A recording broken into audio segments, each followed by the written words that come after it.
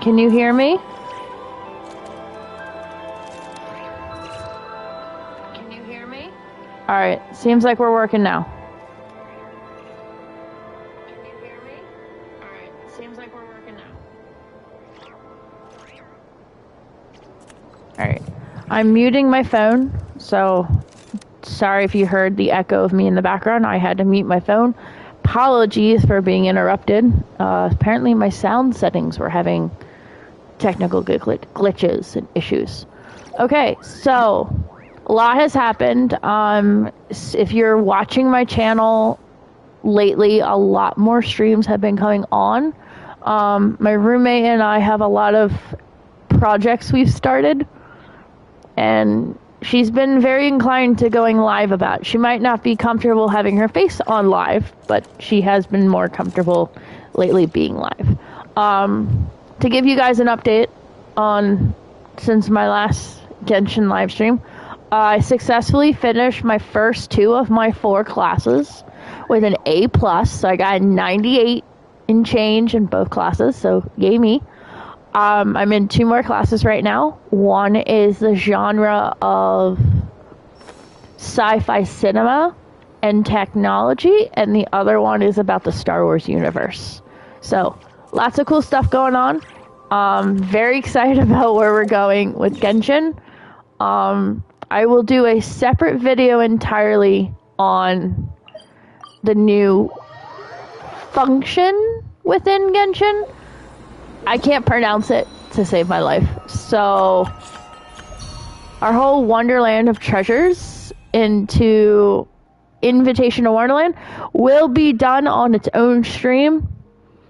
Can't promise that it's going to be next week, though. I have a separate live stream that I'm going to be doing next Friday for Halloween with Pokemon cards, so that's definitely going to happen. Outside of that, we're going to find out. Off stream, I got Nefer. I got her weapon off stream. But mostly for this stream, we're going to focus on this. Yes, I have skipped some weeks working on Ganyu's Constellation. It is a struggle. I'm figuring it out. Luckily, I have 2 of the 8, so I only have 5 weeks left. 5 times 7 is 35, so I will just barely make it. But I'll be fine.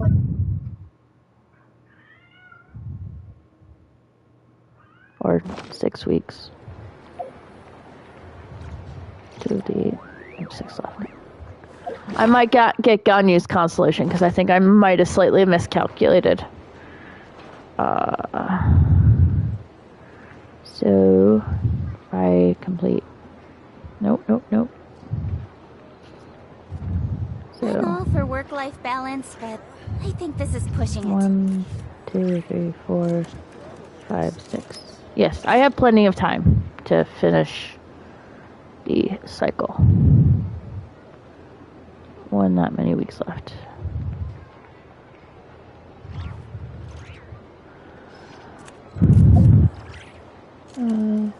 I can't count today, so time remaining.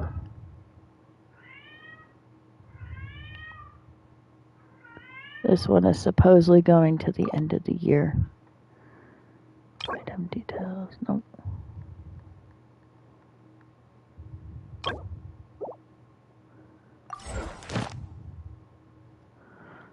Yep.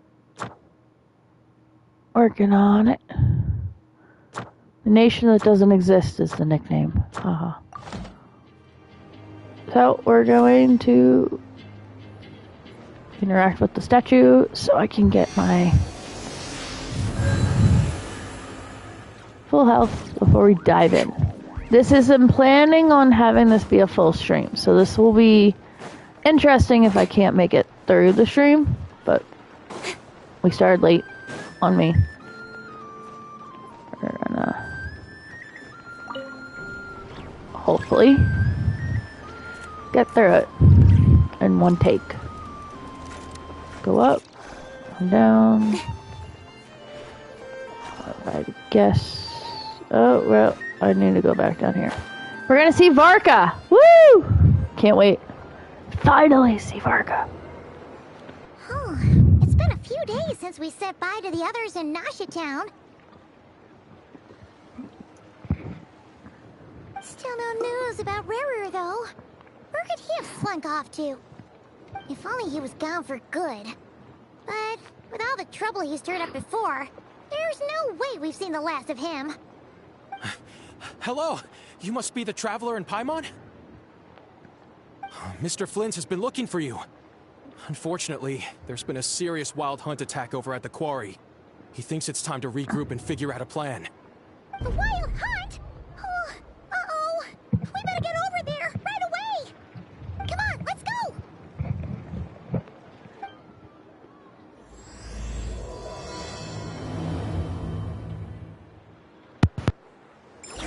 Yeah. Lost connection. Okay. No faster way to get there. We'll take the shortcut. Wish.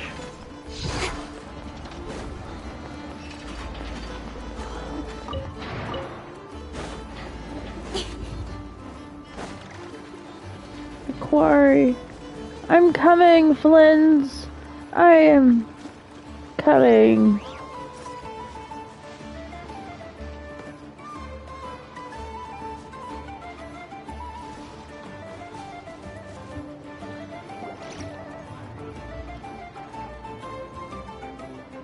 Ooh.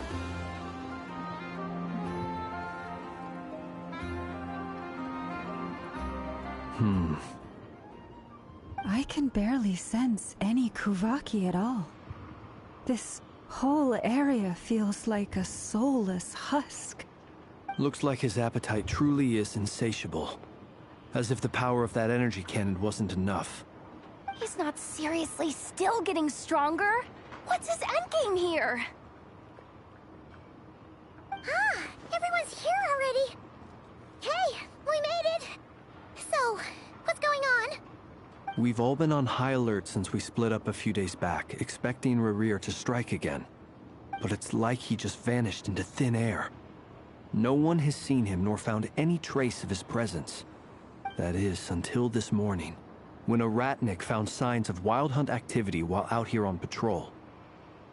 As you can see, the Crystonite itself is physically intact, but the Kuvaki it contained is all but completely diminished. And we're sure that Rarir did this. Who else? He's the only one who could pull off a stunt like this. Kuvaki loss has reached critical levels. Reikir of Solnari set to maximum threat level. Warning, unless de-escalation measures are taken soon, he will pose a threat beyond our ability to contain. The consequences could be catastrophic. Traveler, do you remember when we encountered Rarir just after regaining his body? There wasn't a shred of sanity left. Nothing but madness and rage. Yeah. Yeah, didn't he shout out a bunch of names? Then he started raving about how nothing in this world mattered to him. Oh, Paimon gets chills just thinking about it. Oh, but the thought that he's still out there, lurking somewhere in not Krai, waiting for his chance to strike? Oh, even chillier. Last time we fought, we were already at a disadvantage. If he has such overwhelming strength, why would he suddenly go into hiding? Yeah, if I were him and I wanted more Kuvaki, I'd just take it by force. No point staying in the shadows. Unless something went wrong. His whole resurrection thing didn't exactly go smoothly. The other thing is, how does someone who's completely lost their mind still have the wherewithal to cover their tracks so perfectly? Beats me. According to certain medical studies, insanity does not always entail a complete loss of rationality. It may be that he is simply living in a world of his own. That actually sounds about right. He was ranting away to himself the whole time, like he had zero interest in talking to us. There are many unanswered questions here. He could be right under our noses, and we'd still be in the dark. Besides his name and title, we know little about him. Certainly nothing about his past, or what he might be hoping to achieve. Exactly. And we wouldn't even know where to begin looking. Even Boss hadn't heard of the Rahir of Solnari before all this. I'd be willing to bet that even if we gathered together every scrap of intel in Krai, we still wouldn't find more than, like, 3 useful facts about him. So, if we do nothing, he'll just keep getting stronger. And if we want to investigate him, we have no idea where to look. Last time we had Marionette and her big robo-buddy to help us, and we still barely held our ground. If we had to face him alone... Oh, Paimon's head hurts just thinking about it. What are we supposed to do against a threat this big? Well, I do have a little hunch about his next move.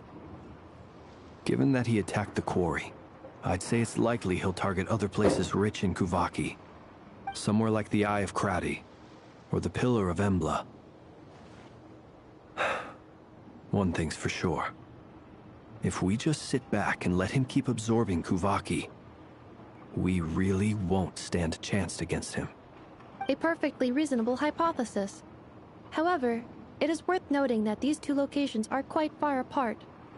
To investigate them both, we'll need to split up. I agree, we should split up. Right now, Rarir's goal seems to be gathering Kuvaki, not fighting us directly. Once we're done, let's regroup on Hisi Island. Wait, why Hisi Island?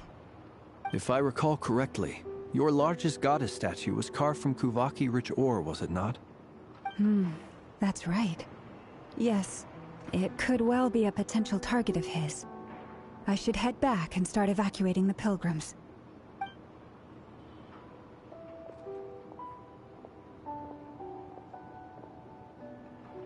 Splitting up's always gonna be risky.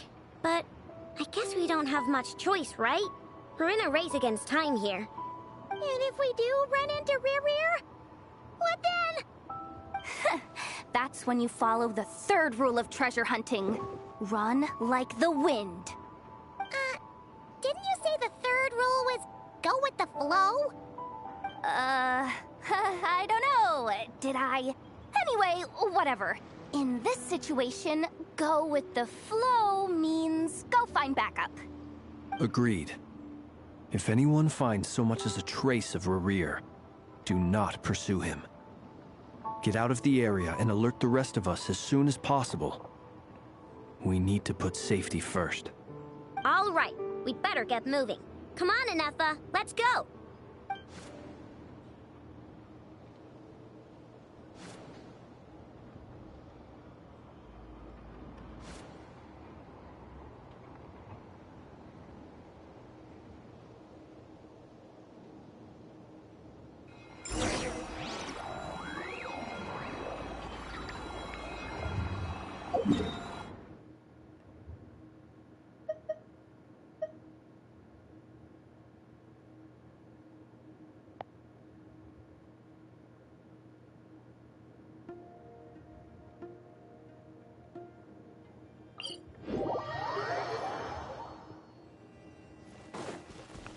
So, if anyone is new to my streams, I do not talk or give commentary during dialogue. It was different before because of the lack of dialogue, but all the characters are voiced again. Any leads? Nope. Diddly squat. No clues to where he might be hiding. It's like he's a ghost. It feels like we're sitting on a powder keg that could go off at any second. Ugh, I hate this feeling. I'd rather face him head on than be left hanging like this. So, you guys didn't find anything either? Not loving the word either. How about you, Flintz? I questioned a few Ratniki and eventually narrowed my investigation down to one suspicious individual. But by the time I got to his place, he was already gone. Almost as if he knew someone was on to him. Either that, or he's just extremely cautious, and doesn't stay in one place for long. He's been biding his time for a while now. The question is, where, or what, is his next target? No idea. Since regaining his body, he seems to have lost all interest in the fragment in my possession. If he did still want it, he's had plenty of chances to take it. All we can do now is hope that Ino and Anefa turn up some leads. Darn it, Rerir! If you've got the guts, come face me one-on-one! Wait, he's actually here? I didn't mean it! I swear! No, it's coming from Silver Moon Hall. The Lady Kutar might be in danger. Let's get over there, quick!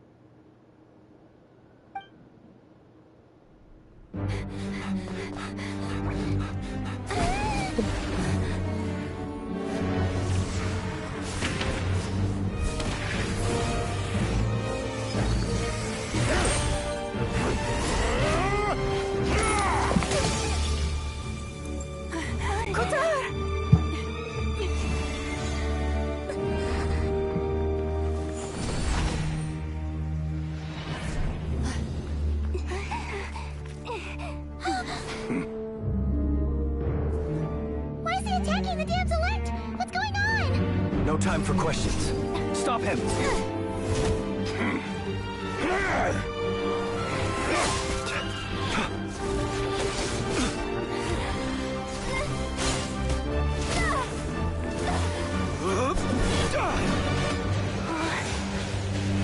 This is insane.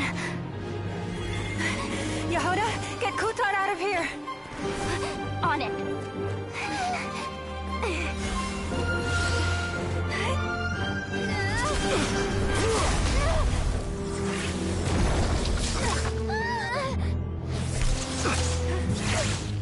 Look where your feeble light has gotten you.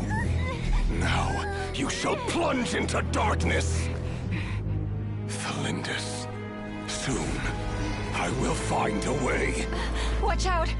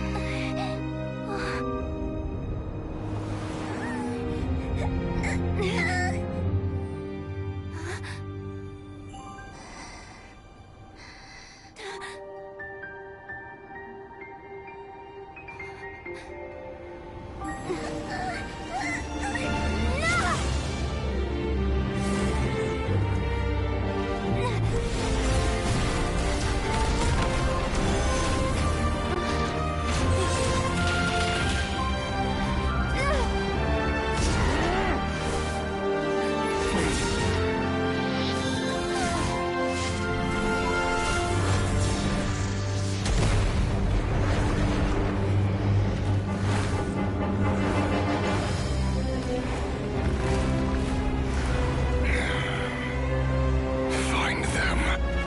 Even if it means turning this place to ashes.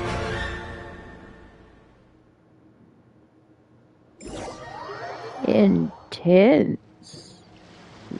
That was too close!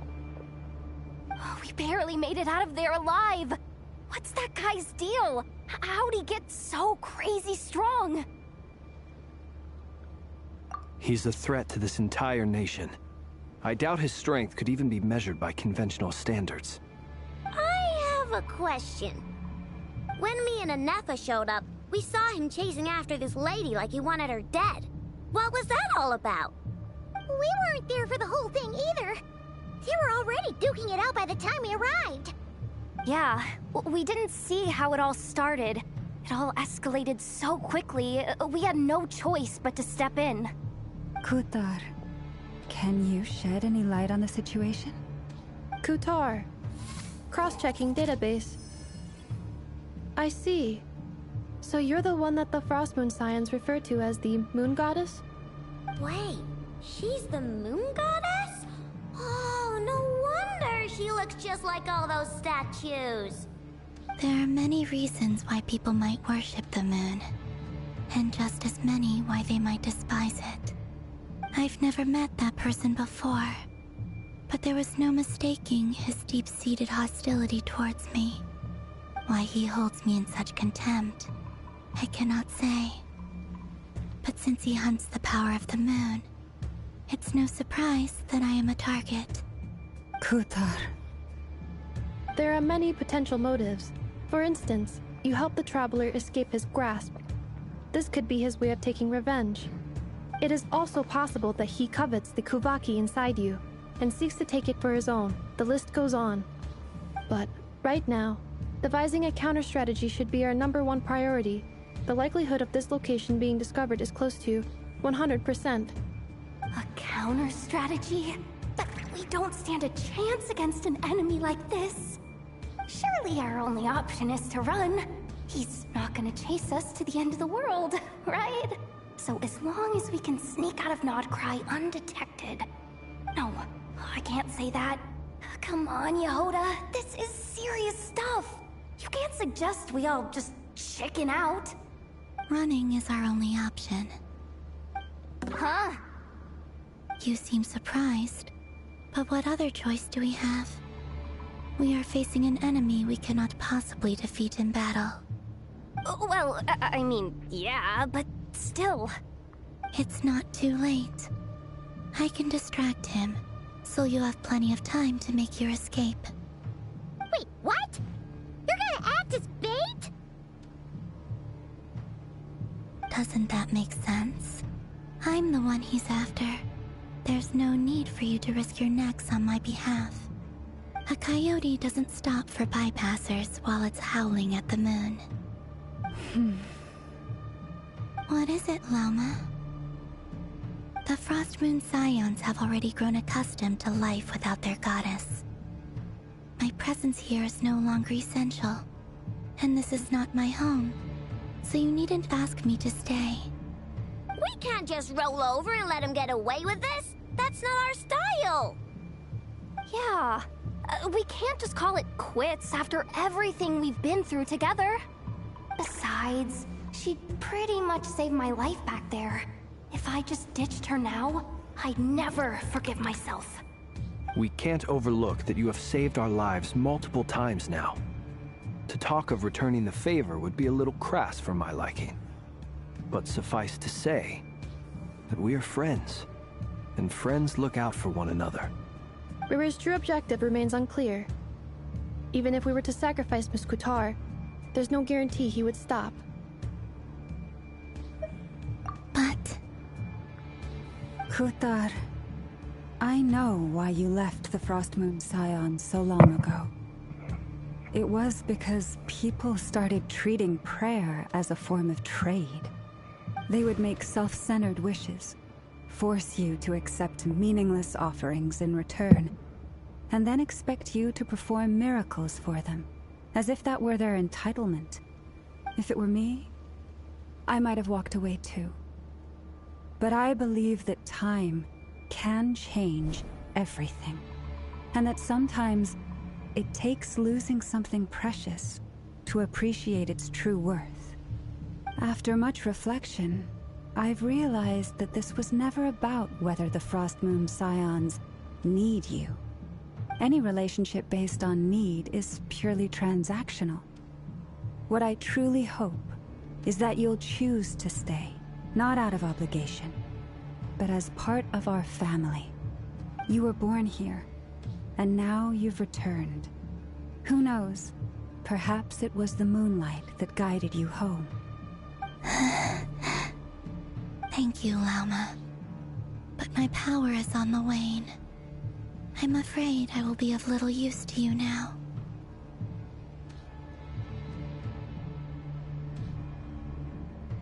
Very well then. I'll do as you say. Both times you saved us, we were transported across great distances in an instant. Is that one of your powers as the Moon Goddess? It is, but I find it very draining. I barely managed to pull it off just now, and it will be some time before I'm strong enough to do so again. Rejected by the world, my power is dwindling. like a lake cut off from its source, slowly shrinking away. Now, it has almost run dry. What do you mean, rejected by the world? The three moons belonged to the ancient bygone era in which they came into being. From the moment I was born, the world itself has been steadily sapping away at my strength. The three moons are not one and the same. As the goddess of the Frost Moon, I cannot wield the powers of the other two. Yet Moonlight has a way of blending together. Each can reflect the other's glow. So when our fingers touched, I was able to restore my strength by drawing Kuvaki from the Eternal Moon's marrow. But this method of recovery is painfully slow. If only we could find the... It's the Wild Hunt! Even faster than we expected. We'll have to finish this conversation later. See how those Wild Hunt creatures are running away from us. They're likely just a scouting party, which means Rerir won't be far behind. Then what are we waiting for? Let's get the heck out of here!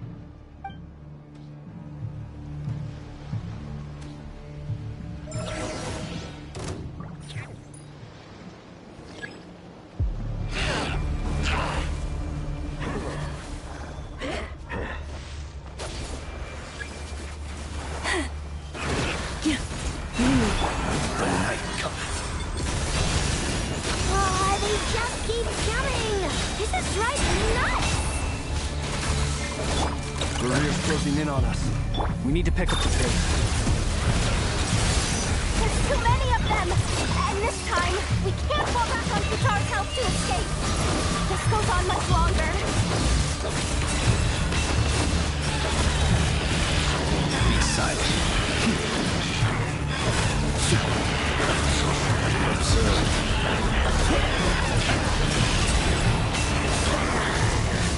Be silent. Close your eyes. Night falls. Preparing for justice. Sequence initiated. Move this place. By the Frost Moon. The long sleep thickens. Be silent. Observe.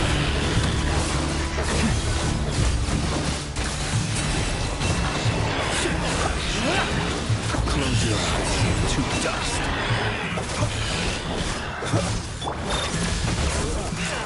Ultimatum protocol. For the everlasting quest. Crash attack! The night cometh. Observe. Rain outlines your...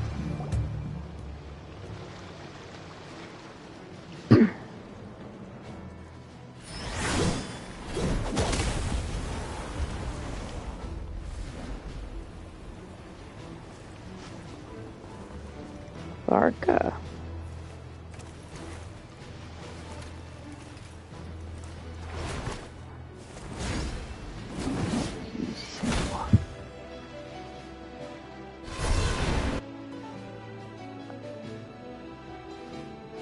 What's the matter? Bit off more than you could chew?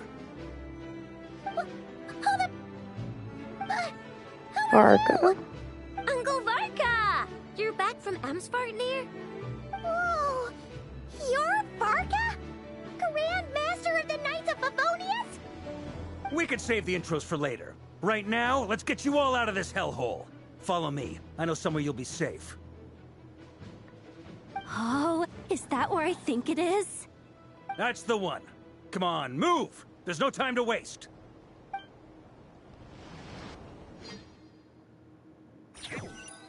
Barca. He sounds so manly. I can see why he could be Klee's dad. 100%. Wow! Where are we? This is so well hidden. Well, that goes without saying. This is the Knights of Favonius' meeting place in Krai, and a contact hub for the Northern Intelligence Network. AKA, the black market of intel. No matter what faction you're with, it's the place to buy and sell information. Their headquarters are in Krai, but they've got contacts in every nation. As an expeditionary force on foreign soil, working with them has offered us the most effective way of getting our hands on reliable local intel. This is where we meet, so naturally, it's secure. Anyway, where were we? Folks from Krai should be pretty familiar with me by now. But I believe this is the first time we've met. Allow me to introduce myself. I am Varka, Knight of Boreas, and Grand Master of the Knights of Favonius. We've heard all about you. This meeting's been a long time coming. You look way younger than Paimon expected. But you definitely have that Grand Master vibe. Well, I'm no spring chicken. Just not showing my age yet. Definitely feeling some of that back pain today, though. Rushed back from Amsfartnir without a wink of sleep, only to get right into another fight with that freshly revived maniac. Another? You mean you fought him before? Yep. He wasn't nearly as strong back then, but he was still a formidable foe. I brought some of the knights along to give him a little surprise, but he saw us coming from a mile off. My squad took heavy injuries, and I barely made it out alive myself. We knew it might have been our last chance, so we staked everything on it. But still, it wasn't enough to stop him. I tried tracking him down afterwards, but he didn't leave a trace. Even in his unhinged mental state, he's as cautious as any trained operative. So, I decided to come find you. And as luck would have it, turned up to find you being ambushed by the Wild Hunt. The rest, you already know. Is that why he's been frantically absorbing Kuvaki these past few days? Because he sees you as a threat?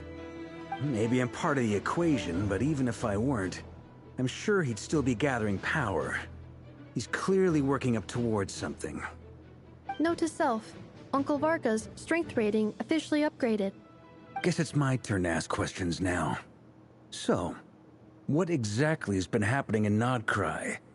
Why is the Wild Hunt returned in humanoid form? And why is it after you? That's a long story, but I'll try to make it quick.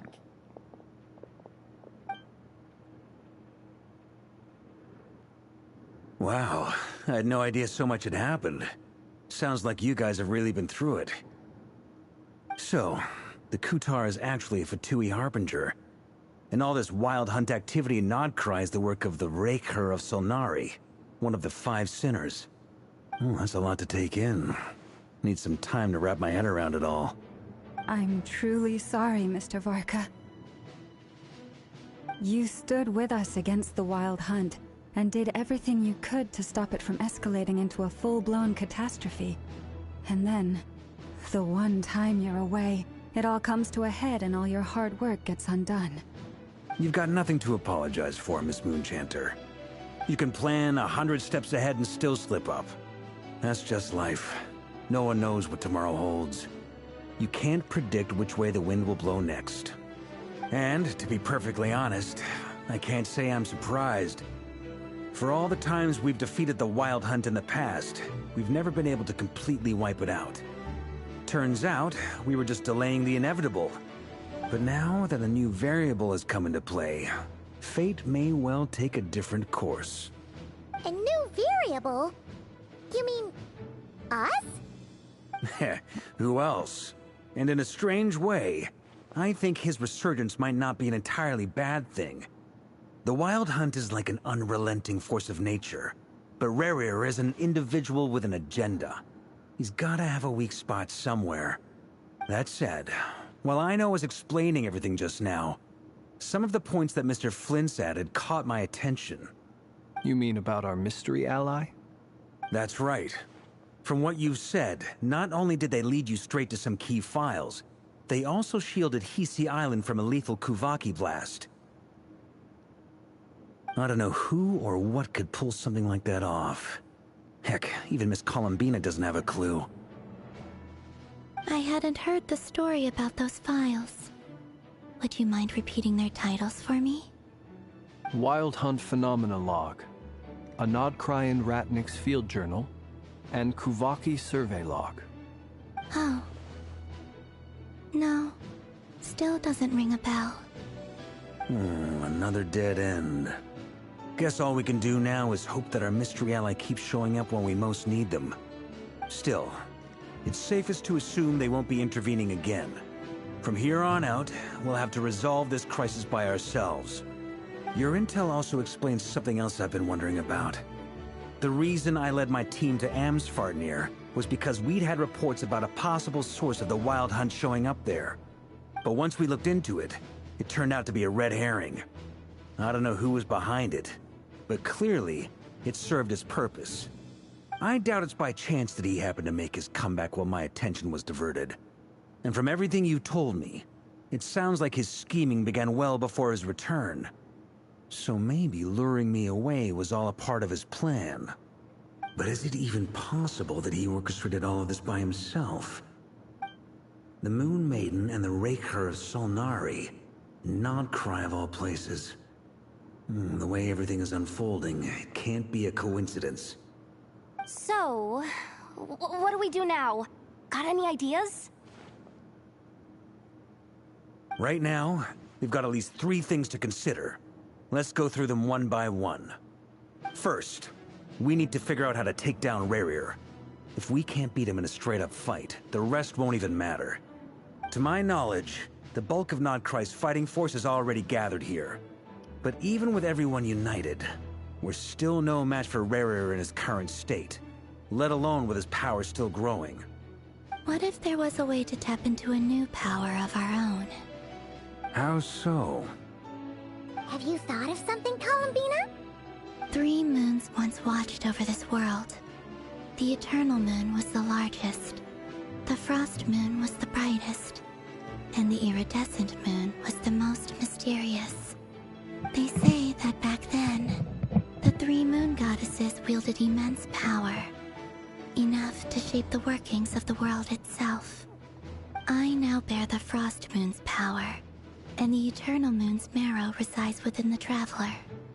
Hold on. Are you suggesting... The iridescent moon. The last piece in the puzzle. That's right. If we can find the Iridescent Moon's marrow, I will be able to regain my strength much more quickly. The 3 moons are said to stir the tides and illuminate all things. Perhaps they hold further secrets beyond our understanding. According to my analysis, the solution is feasible. However, it is subject to one major condition. How do we locate the Iridescent Moon's marrow? I know a way, but... we will need to visit the Fatui's Experimental Design Bureau. The Experimental Design Bureau? Are you saying we need to involve Marionette? Yes. I must speak with Sandrone. It's a long way from here to the Experimental Design Bureau. There's a high chance you'll be spotted. You shouldn't go alone. Then that's settled. Next up, our second priority. Somehow, we need to figure out Rerir's end goal. As you saw for yourselves, when he was still in his Wild Hunt form, everything he did was for the sake of recovering his body and resurrecting himself. His first act since then, after laying low for a while, was to try and assassinate this young lady. People's obsessions often reveal their greatest vulnerabilities. There must be a reason why he despises the moon so deeply. Perhaps it sheds some light on his title, the Raker of Solnari. The Wild Hunt has plagued Nodkrai for centuries now. If we want to stop it for good, we have to get to the root cause of what's driving it. It's true. We still know very little about him. If Kuthar hadn't given us that lead, we wouldn't even know his name. But where would we even start? I doubt even the Intel Queen of Nodkrai has a clue, and she has info coming out of her ears. Oh? That's a rather hasty conclusion for someone who's so painstakingly meticulous when it comes to dealing with machines. She heard me.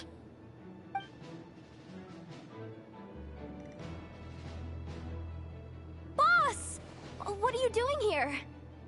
I'm now asking myself the same question. I received a letter from a humble knight of Favonius, requesting a meeting to discuss a major business deal. But it looks like this humble knight had something else in mind.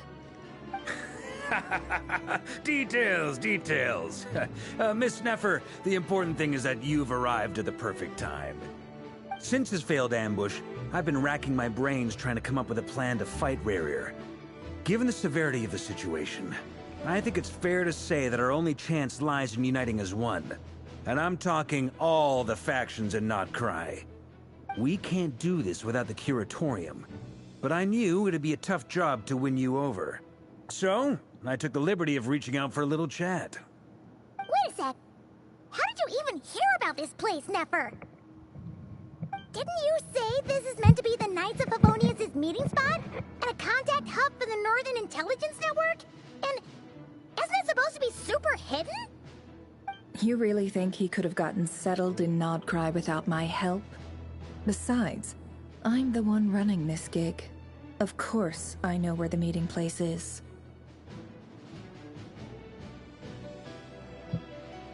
Allow me to introduce the current head of the Northern Intelligence Network.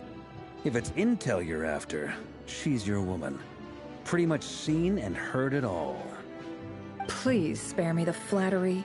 Let's cut to the chase. Seems like you've run into some trouble, huh?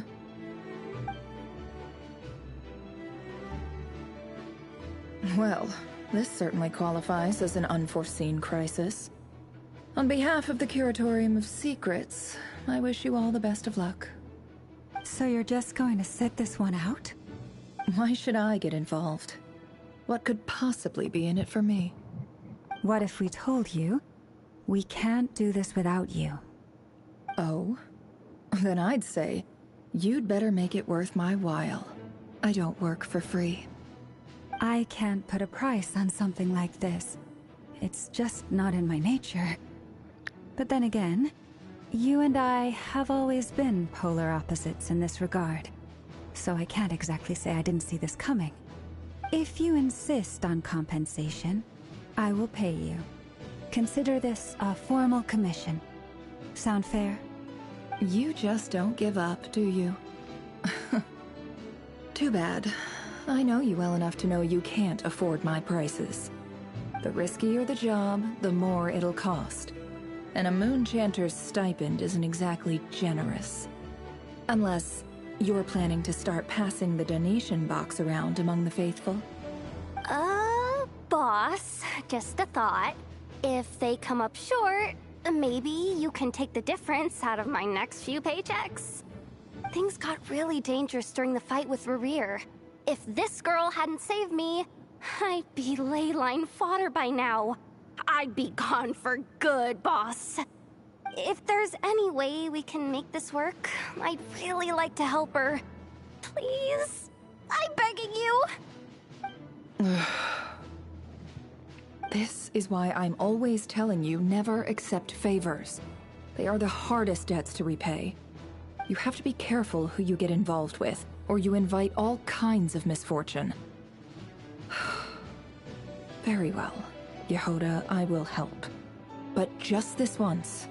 Don't count on this happening again. Flynn's, that fragment that Rerir was after, do you still have it on you? Of course. Let me borrow it.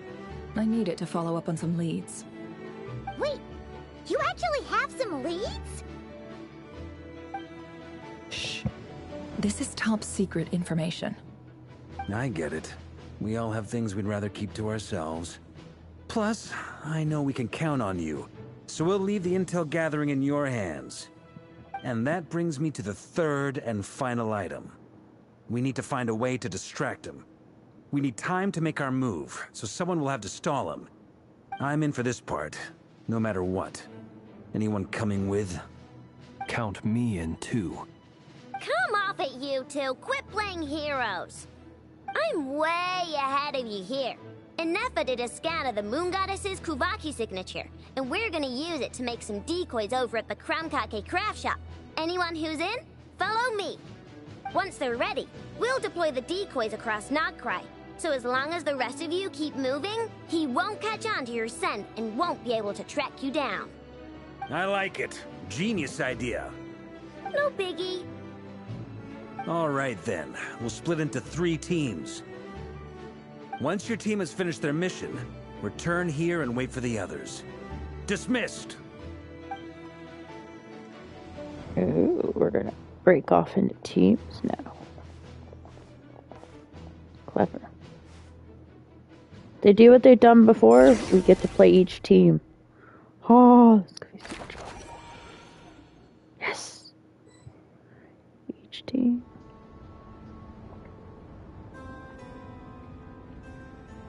Lady Damselette.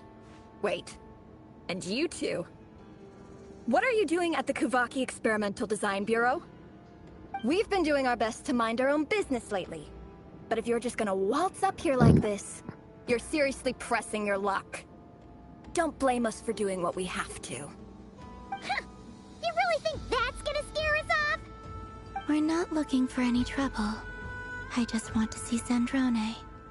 Do I need to remind you that you're still a wanted fugitive for deserting us?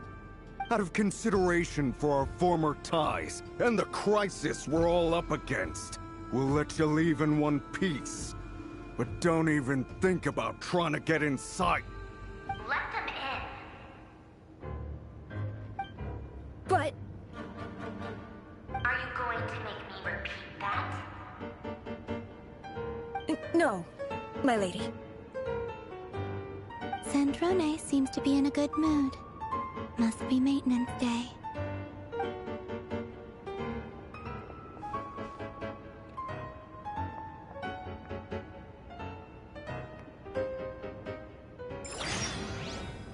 Must be maintenance day? Wow.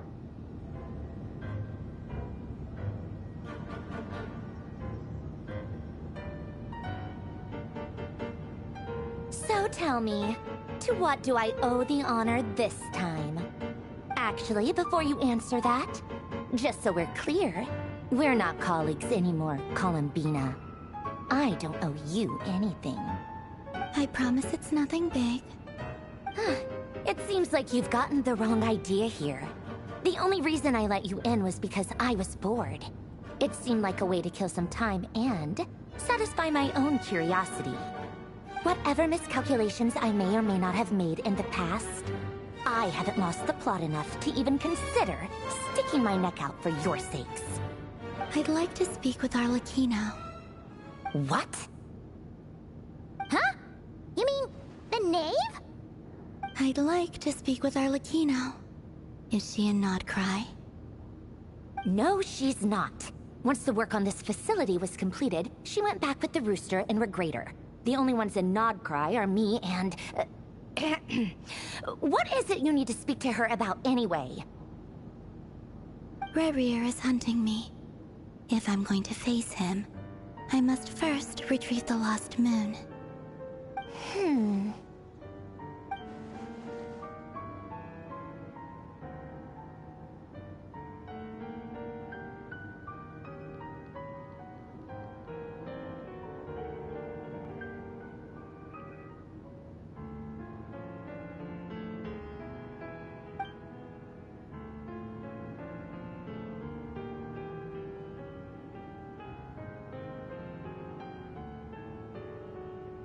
Is that a no, then?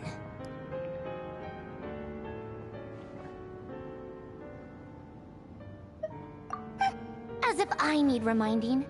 I was this close to settling things with him before someone decided to whisk me away to their weird little garden. Have you held any tea parties lately? Tea parties? Yeah, obviously. You don't seriously think we'd pack it all in just because you aren't here. If anything, they've been more eventful than ever. Just me, Arlecchino, and a bunch of insolent, insensitive guests who won't stop asking where you've gone. Oh, they've been a real joy. I bet you served them the worst tea you have. Just like you used to do to me when I upset you. Who cares about how good the tea is when there's no one around to drink it? I keep losing people. First Rosaline, now you? I'm running out of people who can make me laugh. Honestly, what could be more ridiculous than a multi-centenarian goddess who's only ever had the plain herbal tea she received as offerings? You'd always brew a different type of tea for me each time. Was it really just to see how I'd react?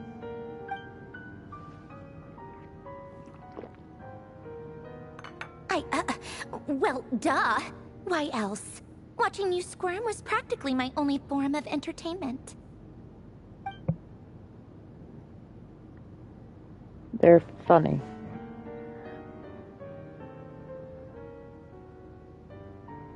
Oh, yeah. And Capitano sometimes used to bring Tartaglia around, too. But I guess we won't be seeing him again. Well, I guess we are overdue for a get-together. Polonia! Have Favronia pass a message to Arlecchino for me. It's time for tea. Will suffice. Pass along a message for me, too, if you would. My body cannot contain the marrow of 2 moons, so I'll be leaving one of them in her care. Excuse me? Who said you were on the guest list? If my tea meant that much to you, maybe quitting the Fatui wasn't your brightest move. Back when you were under the Tsaritsa's protection, no one would have dared come at you so openly. But that protection didn't come for free. In fact, I paid dearly for it. At the end of the day, it was just another transaction.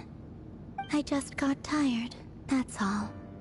I never wanted any part in their grand ambitions, and I've had enough of being treated like a bottomless supply of power. It brings back memories from the old days, when I was still worshipped as the moon goddess. Centuries on, it may be a different group of people, but I see the same greed in their eyes. I figured you'd leave eventually. You didn't have as much of a reason to stay as I do. The Tsaritsa gave you shelter and protection, but that was it. Nothing more, nothing less. Meanwhile, the Fatui demanded everything from you in return, until it was more than you could bear. I get why you left. And frankly, I have no interest in dragging you back just because the higher-ups told me to. But if you keep hanging around with this riffraff, the next time we cross paths, we might be enemies for real. Wow, what's your beef with us? Guess that's our cue to leave.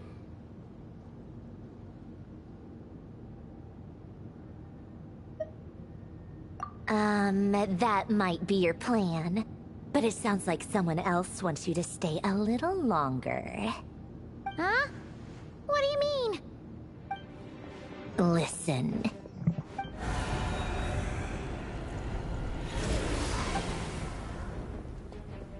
My lady, it's the Wild Hunt.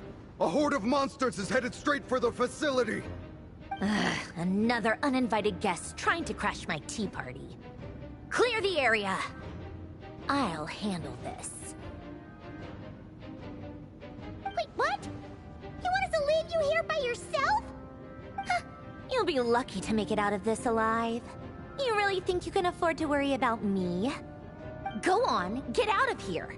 You may have stopped Polonia from crushing him last time, but I've made sure that won't happen again. The entire Experimental Design Bureau is rigged for war. Stay and watch if you want, but it'll be at your own risk. You're not flagged as friendlies in the weapons system.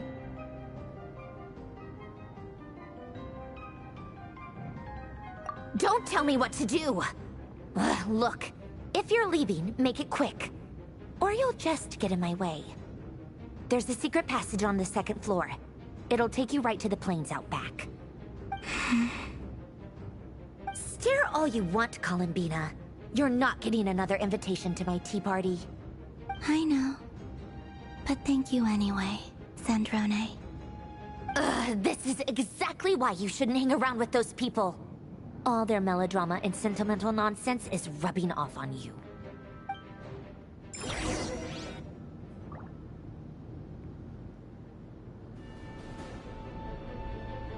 Come on then, Mr. Ray here. Let's pick up where we left off. It's your Wild Hunt monstrosities versus my beautiful creations. Let's see who comes out on top.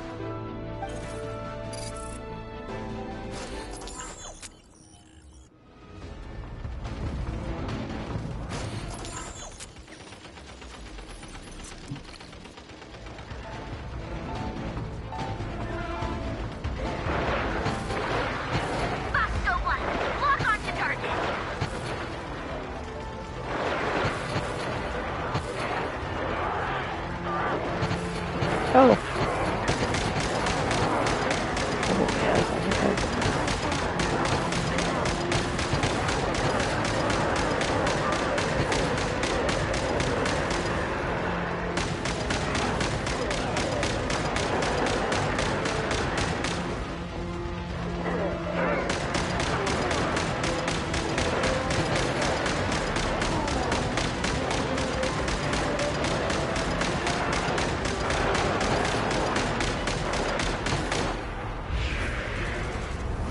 I know I was battling. Whoops. Good work, Bosco 1. Bosco 2, prepare to fire!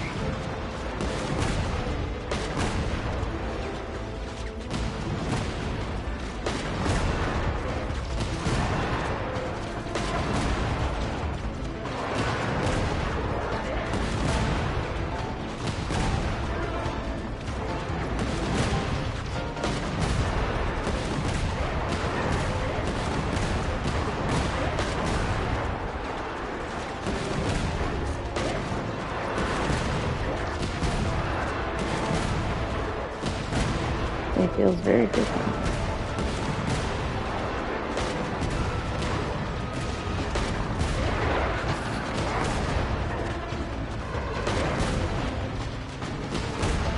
Very weird.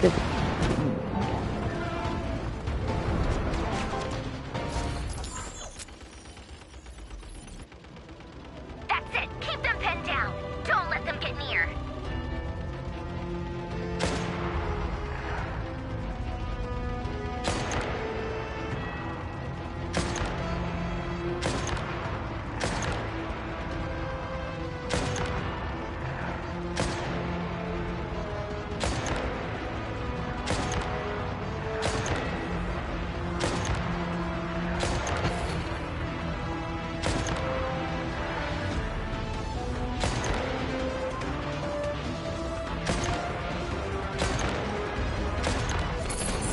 Rotate out! Deploy all backup units! Get in there and hold the line!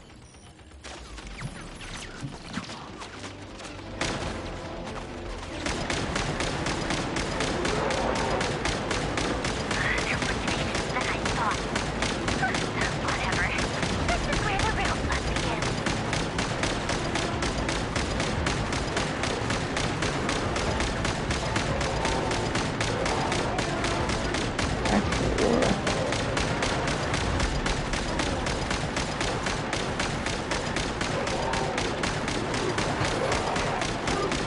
Don't worry.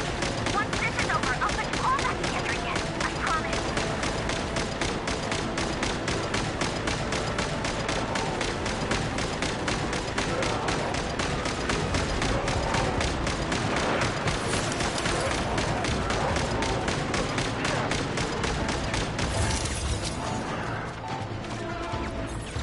Finally, the Ranger himself. Time to... Huh? Where'd he go? Uh-oh.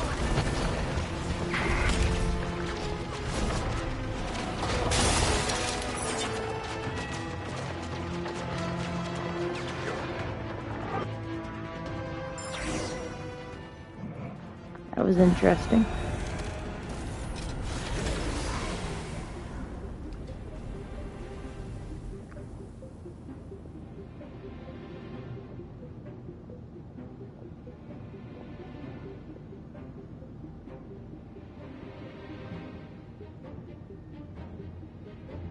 Polonia, get him!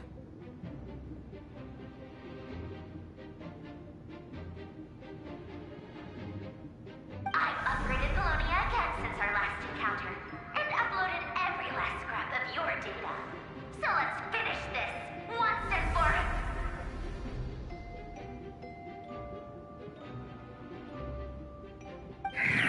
not here. Where did she go? Hey! Over here, you big... Curse it, Moon. Go. Keep searching. She cannot have gotten far.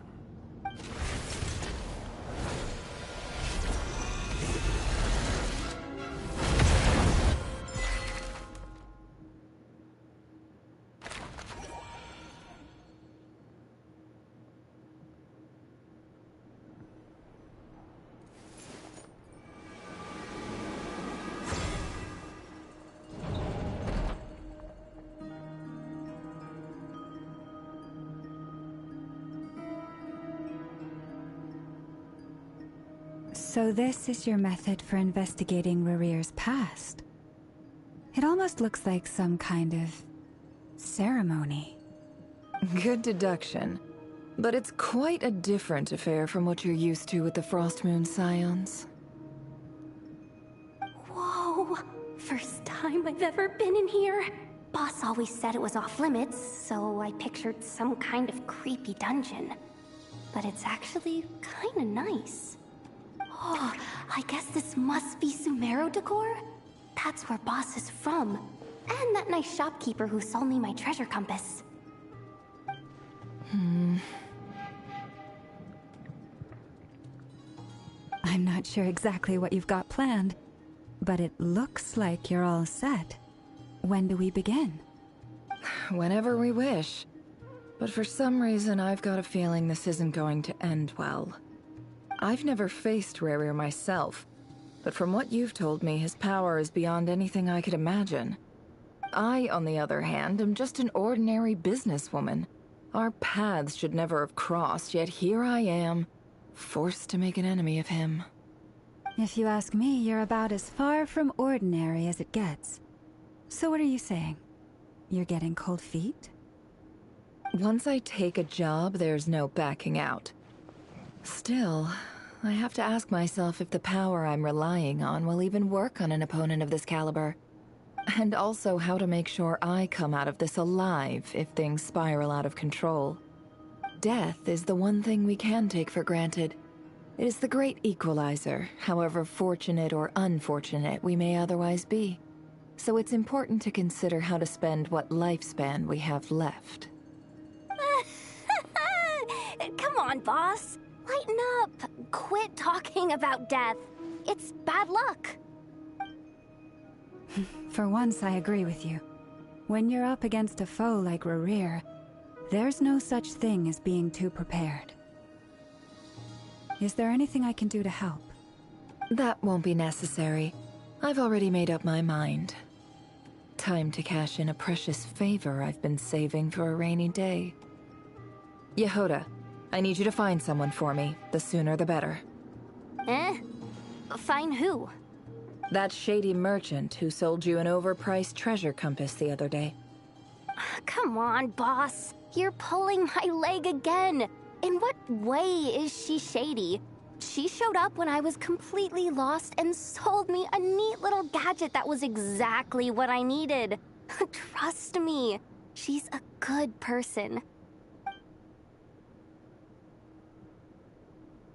Anyway, I know who you're talking about. Don't go anywhere. I'll be right back. Hi, Dory. Quit grabbing me. I genuinely can't run any further.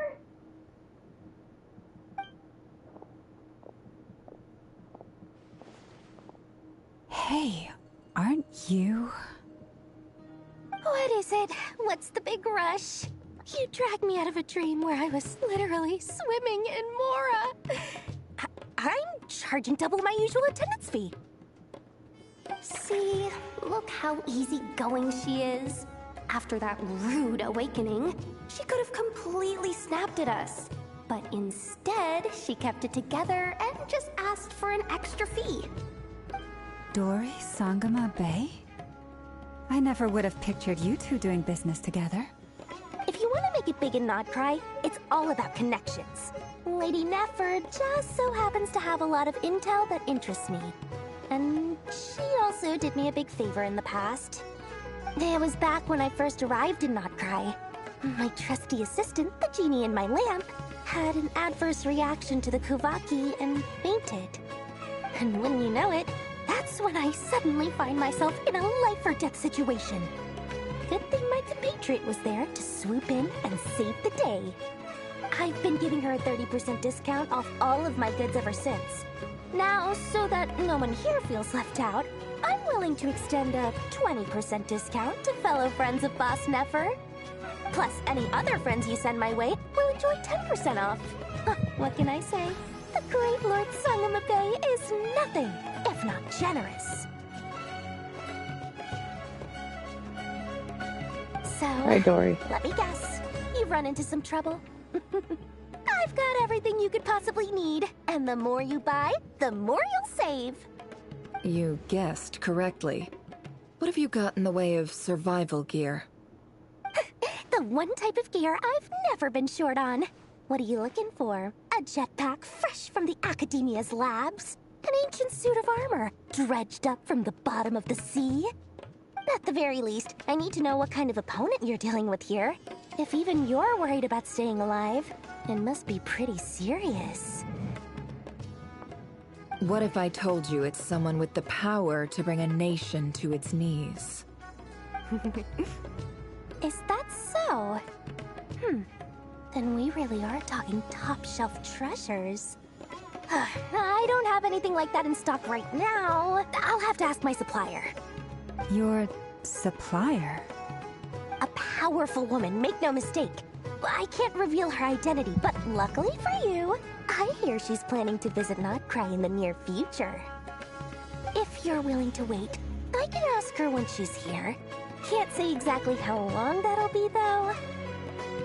Then, let me put it another way. What would you do if you encountered an enemy like that? Roll over and serve yourself up on a silver platter? Of course not. I have a handy little trinket from one of my generous suppliers, which... Hold on. What exactly are you getting at? No, no! This is for my personal use only! Let's just say I'm borrowing it, all right? Just for insurance purposes. You'll get it back later. Favors are the worst kind of debt to owe, and now you've got a chance to repay one. A win-win situation, don't you think? Fine. You can borrow it for 5 days. No, make that 3. And for every extra hour after that, I'm charging you 1,000,000 mora. Deal? Deal.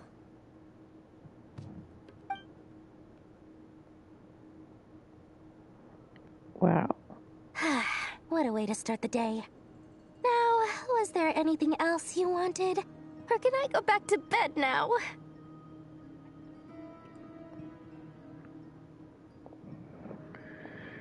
That will be all. Take care now. Don't trip up on your way back, friend. See you later! You're my favorite shopkeeper.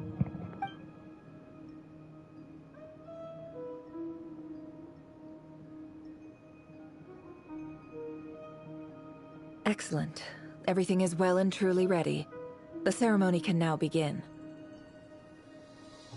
After initiating the ceremony, your minds will follow me wherever I go. You will see many strange things in your mind's eye. So remember, don't be frightened, and don't make a sound. Now then, let us peer into the Raker of Solnari's past.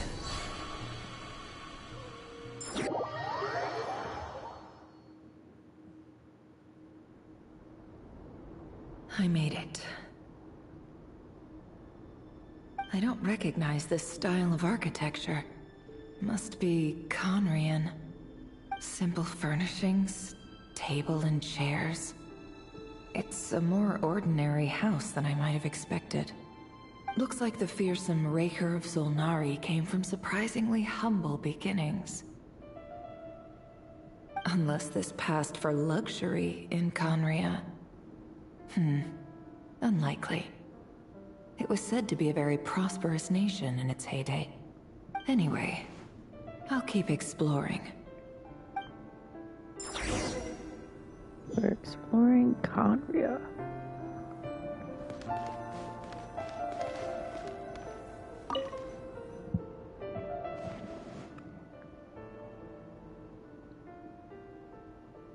Hi, Rivier.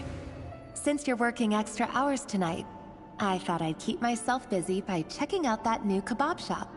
I've heard good things about their menu. I'll test it out, and if it's as good as everyone's saying, let's go back together sometime. P.S. New stash from the Universitas Magistrorum. I brought some goodies home. A few teacups and a pin rack. Hope you like them. They didn't sign their name, but they must have been close. Sounds like they were living together.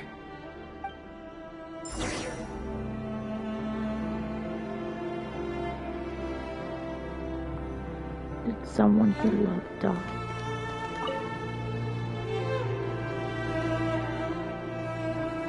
I went over to Joseph's for drinks today. They have a fine collection, but I went alone. Felindis was tied up with something and couldn't make it. Joseph asked why I came alone, but I didn't really have an answer. He then went on to ask about other things. If you ask me, someone who asks that many personal questions is too nosy for their own good. But if he invites me again, chances are I'd still go. Felindis. That's the same name Rerir mentioned. Crane imports keep falling. If things don't pick up, we'll soon be back to meat and mushrooms only. Honestly, I'm not a huge fan of that new type of mushroom everyone's been into lately. Didn't it start out as a lab-grown variety? I heard it's even mildly corrosive. Seriously, why would you even eat something like that? I don't care if it's an impressive feat of alchemy. That just isn't the kind of thing I like to eat. Grain has to be imported, and they're eating a diet of mostly meat and mushrooms. Could it be because Conria is underground, so it doesn't get much sunlight? That would explain why they use so much stone in their buildings. They even use alchemically modified strains for food. Seems like the people of Conria don't have many options when it comes to dining.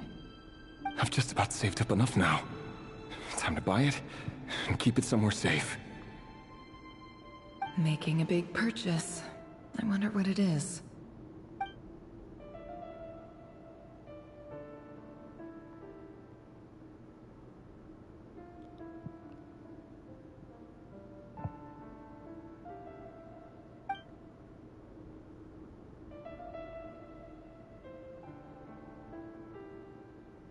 He really is a professional.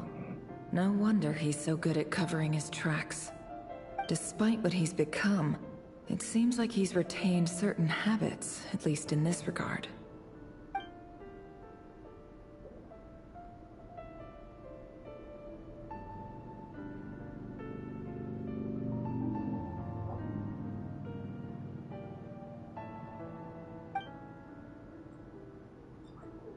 Did Rerir rip it out himself?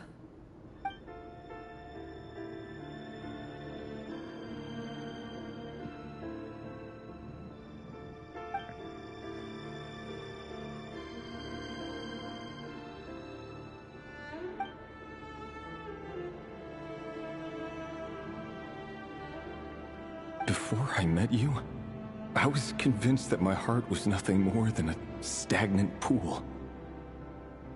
The burial place of a fallen moon. A withered, windless grove where the waters rested forever unrippled. It was you who helped me see that my heart hadn't entirely withered away. That it could still beat to the rhythm of love. This is just trivial sentimentality from the looks of it. Why would he go to the trouble of hiding that? The burial place of a fallen moon.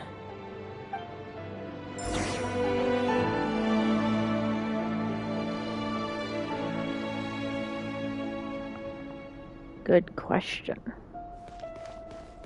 Mystery remains.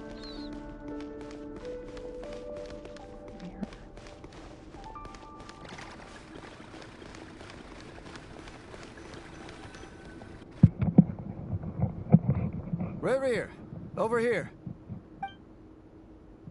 Dane's left. Dane! Oh, and, Vediflin here? What a surprise to see you here, sir. Hello there, Reverie. You need not address me so formally outside of court. He doesn't get that much free time, so I invited him over for a drink. Even the court prophet deserves a break every now and then, right? Well, I'm flattered. So, what are we discussing today? Hey, don't look at me. As far as I see it, we don't need an excuse to have a few drinks. Come on, don't give us that. Didn't you say you were about to pop the big question? How's that coming along? Who'd have thought the great Twilight Sword was an even greater gossip? I just didn't expect you to be the first one to settle down and get married, that's all. Yeah. If you told me that a few years ago, I wouldn't have believed you either. So, are you planning to come clean about your job then? I'm guessing you still haven't told her. Sure, I'll have to tell her at some point. But I'll need to pick the right time and place. To be honest, I have no idea how she'll take it. Come on, stop being such a pessimist. For all you know, she could be thrilled. I bet she'll be much more impressed by your actual job than the one she thinks you're doing now. A member of the King's Guard.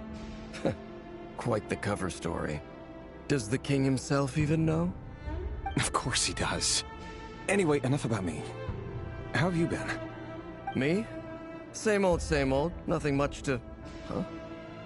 What's up, Ved? It's nothing. Vediflin, Dainslift's elder brother. Renowned throughout the court of Conria as the Visionary, and said to possess a wisdom far beyond the reach of any ordinary man. And yet, despite the gulf between us, he seems to have something to say about me. Does he even know me?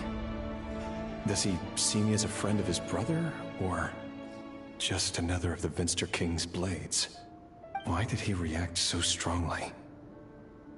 Was it really to do with what we were talking about? Brown, curly hair and brooding blue eyes. So this is what Rerir looked like back in the day. Perfectly normal. No different from anyone else.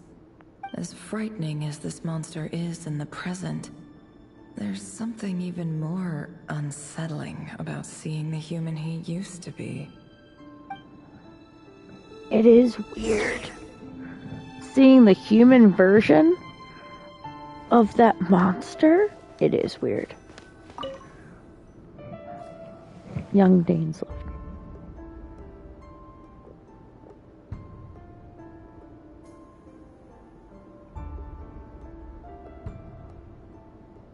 Felindis? You're back early? Our equipment's being serviced today, so I got off earlier than usual. How's your day been? Aw, why the long face? Is something the matter? Has your boss been giving you a hard time again?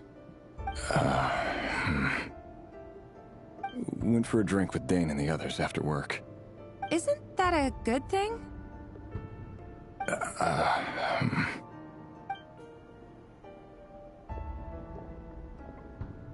Vediflin showed up today, too. You know, Dainslift's older brother. Ah, Mr. Vediflin. Yes, I've heard of him. They say that everything he says ends up coming true. He overheard Dainslift mention that I'd recently proposed, and seemed to have an issue with it. But when I asked what it was, he kept it to himself. So, you're worried? You could be such a child sometimes, Reverie. We're nobodies. Why would the Visionary be concerned about us? I'm sure someone in his position has much bigger fish to fry. Maybe you're right. You worry too much, Reverie. We've been together for ages now, and everything's been going so well, has it not? You've even proposed to me. So, you do remember. Tell me then. What's your answer?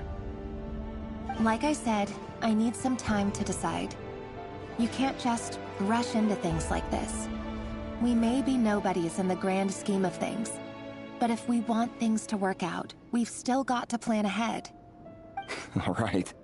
Take your time. Just don't keep me waiting forever. Nobodies. Sounds about right. In the eyes of people like Vedalfnir and Dainsleif, what do we matter?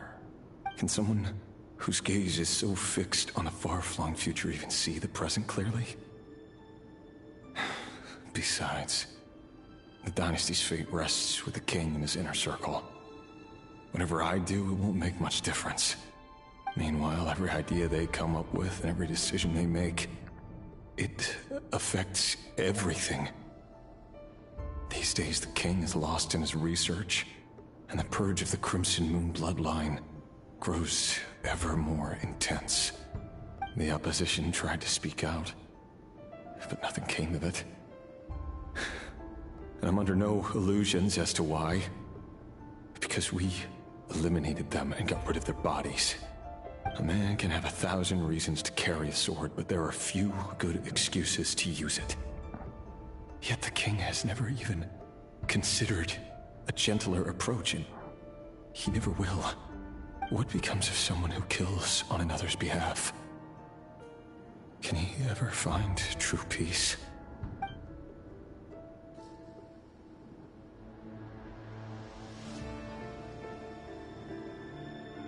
Thelindis,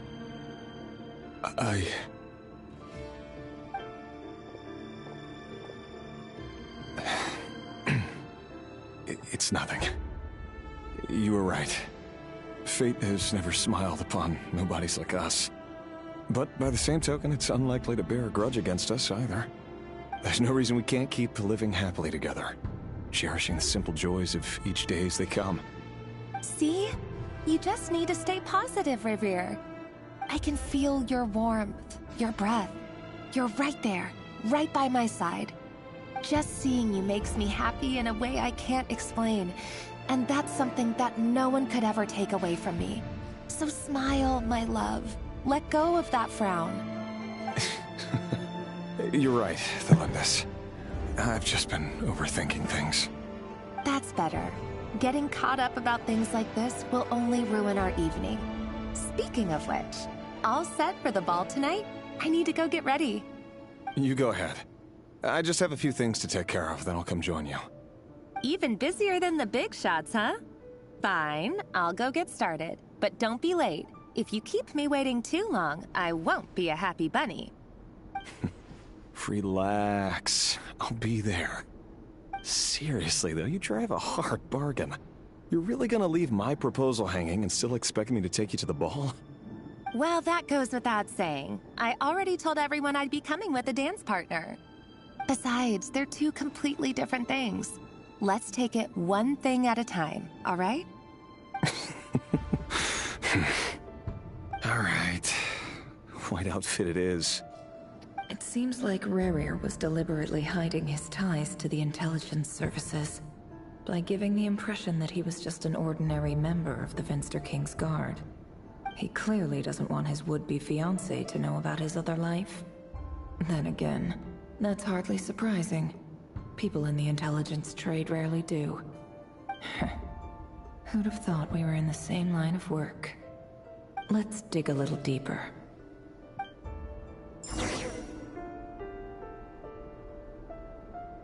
This is a pretty cool quest. Bravo.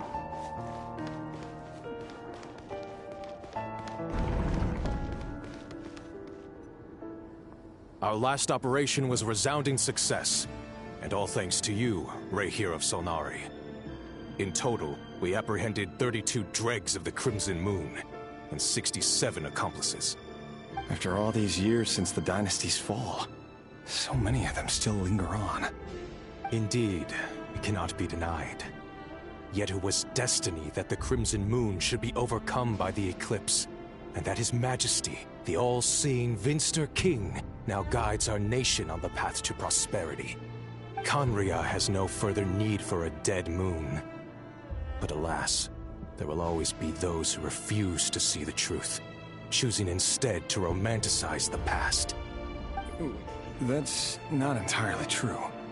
Much about the Crimson Moon era was worthy of remembrance. And that's exactly why they keep trying to see it restored. Many of its secrets remain unsolved to this day. As it happens, that's precisely the field of study my partner is devoted to. You still haven't told her what you really do for a living. Where would I even start?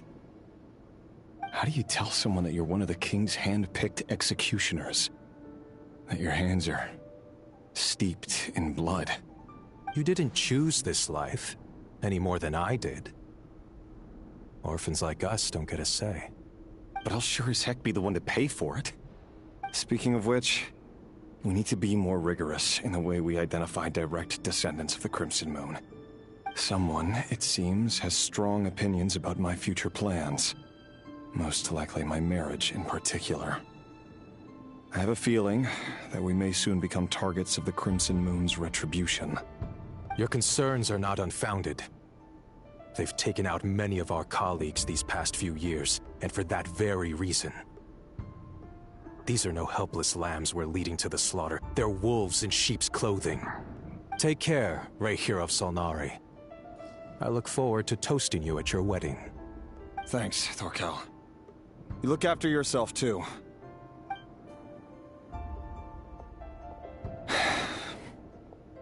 Thelindis, I never wanted to keep this from you. You're the last person I would ever want to lie to. But that's exactly why I can't tell you everything. There are things you shouldn't know.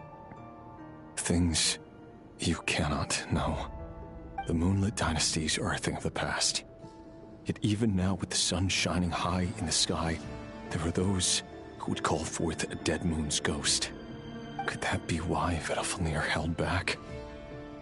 Or was it because of some court secret he's not at liberty to share? I have to get a clear answer from him. No matter what happens, I will protect Thelindis. Rarir seems to be very concerned by Vedalfnir's reaction. Vedalfnir and Dainsleif, the Visionary and Twilight Sword. So that's what they were really like. I've investigated this whole area now. There doesn't seem to be any other memories here. Should I try somewhere else? Wait a second.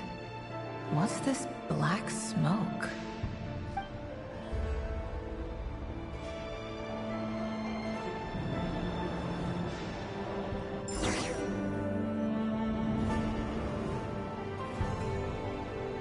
So, he's late after all.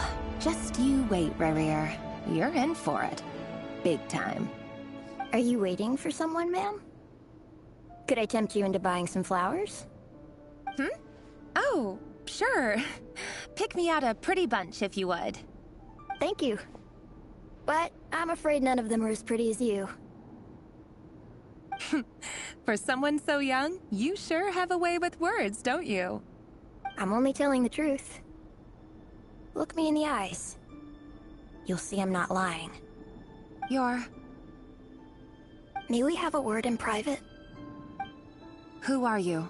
And what do you want? It doesn't matter who I am. Too many of our kind have fallen lately, so I decided to take the risk of reaching out.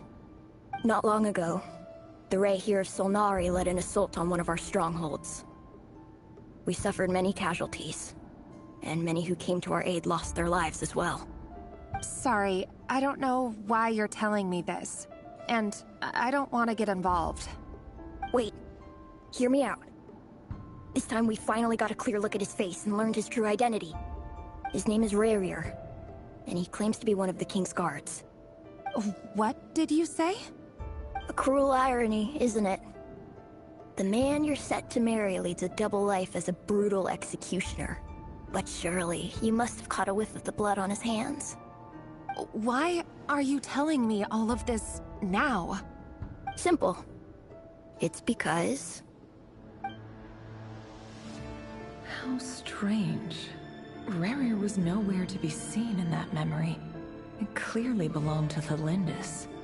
Rarir couldn't possibly know what happened if he wasn't even there. Why would her memories appear in his fragment? The ceremony won't last much longer. I think it's time to call it a day.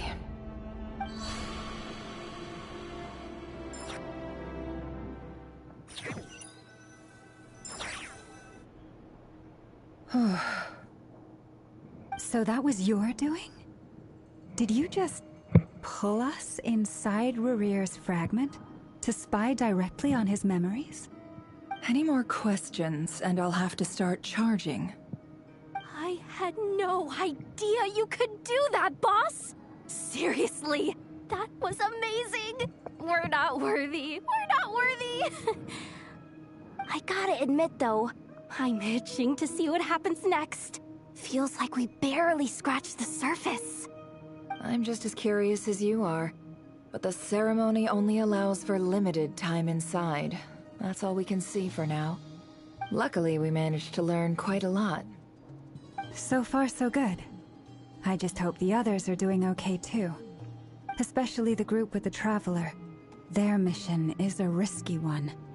Let's hope it's all going smoothly. If you're worried about them, go see how they're doing.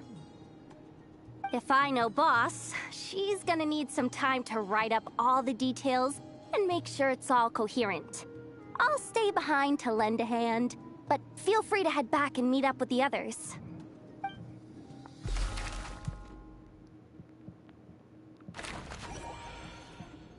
I like how this is done. This is cool. Oh, they've been prowling around for nearly 2 days now. These things just won't quit. Oh, they might not have seen us yet, but them constantly sweeping the area, our way out is completely blocked.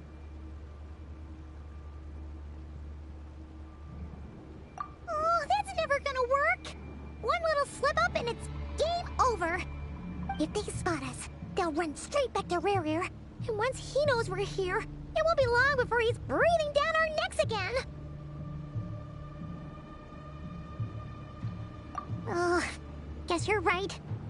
All right, time to zip it.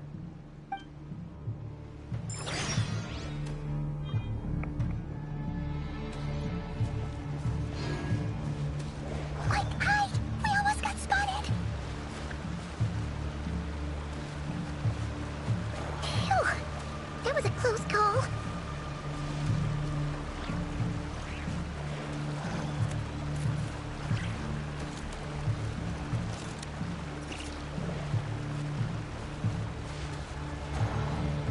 Watch out! It's coming this way!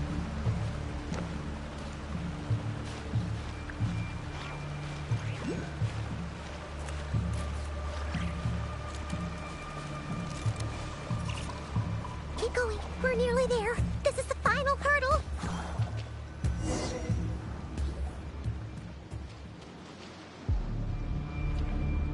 Oh, there's no end to these things.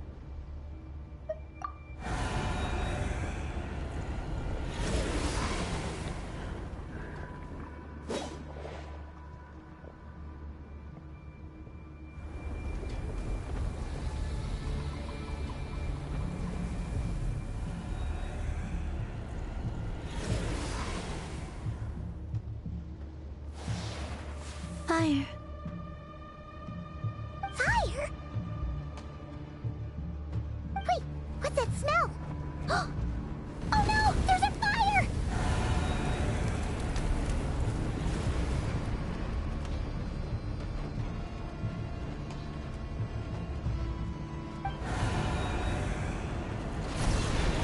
New person?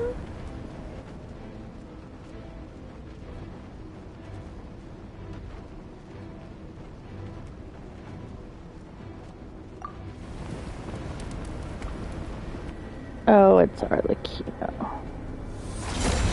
We got our message.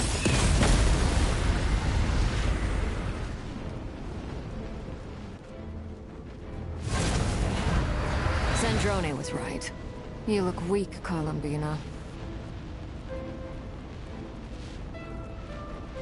The old you would never have let such lowly creatures bar your way. Word has it that you did something for the Tsaritsa, and that's why you've lost most of your power. Freedom comes at a heavy price, doesn't it? It's Arlecchino! You came! Hello again, Columbina. And greetings, guests of the House of the Hearth. It's been a while, Harlequino.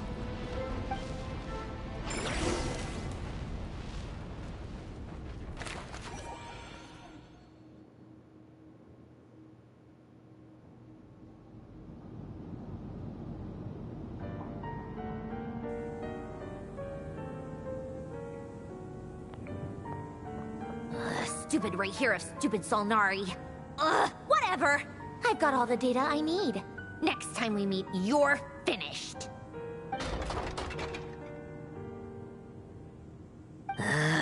He sure doesn't pull his punches. Excuse me, do you need a hand? You can do me a favor by staying out of my way. Can't you see I'm busy? Wait a minute. I recognize that voice. Hello, Miss Sandrone. Father sent us over to help. Lenny! How considerate of her. Hey, Fremine, get over here and help me fix this. Lenny, you do your thing. Just keep your sister away from my machines. Nearly every machine that Catgirl touches ends up going haywire. Go put her on cleaning duty or something.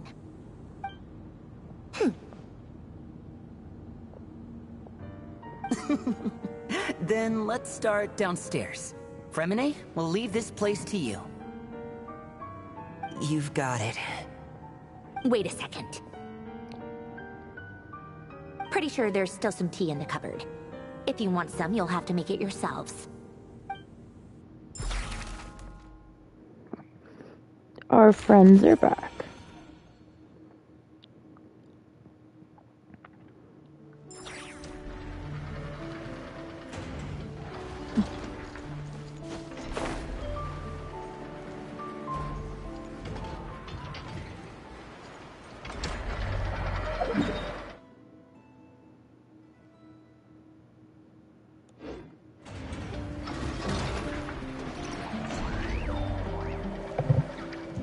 Just confirming where I'm going.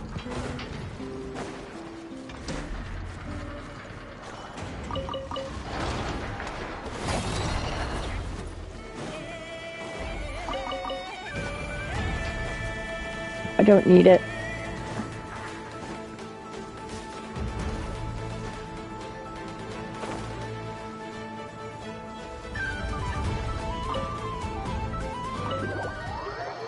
Secret base, secret base.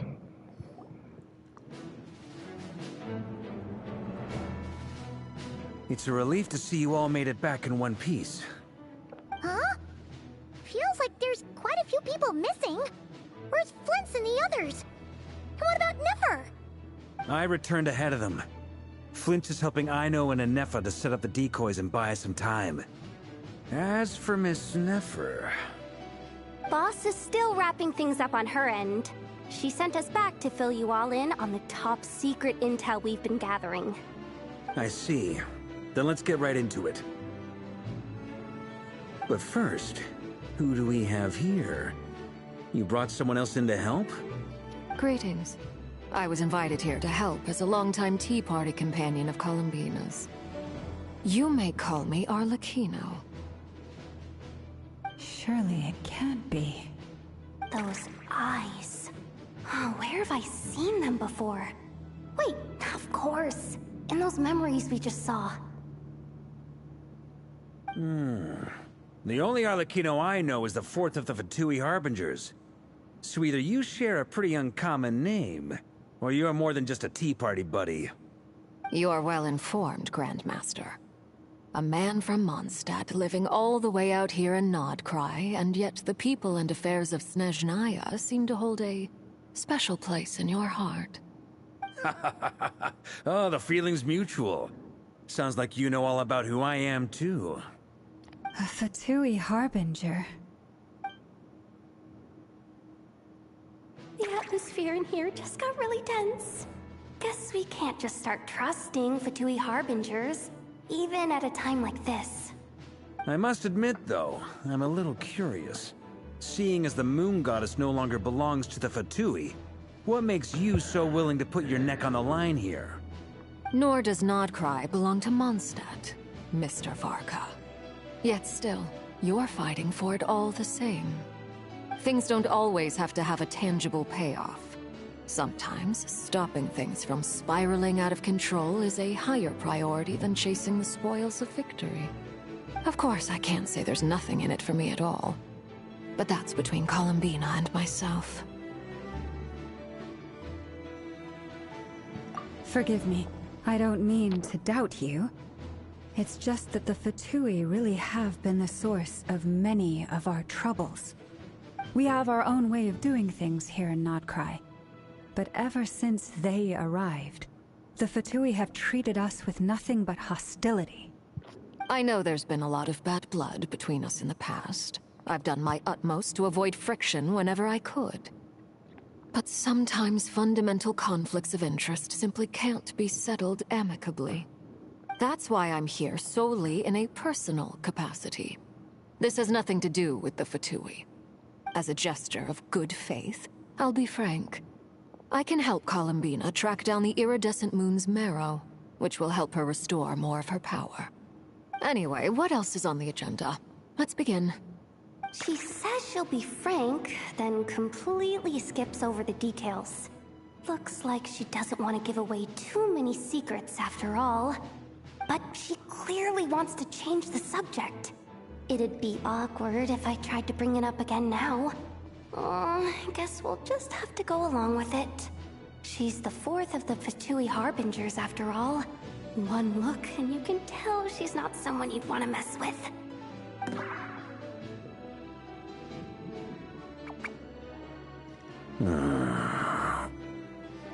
Well, since Miss Arlecchino sounds confident in her ability to handle that, we'll proceed to the next topic. Yehoda, time to share that top-secret intel. Alright, listen up everyone. First, we now know that Rerir was originally a Conrian secret agent whose primary mission was to hunt down and assassinate the so-called Dregs of the Crimson Moon. The Dregs of the Crimson Moon? Mm-hmm. In the memories, there was a lot of talk about the Crimson Moon and Eclipse, and a whole bunch of other stuff from the time of Conria.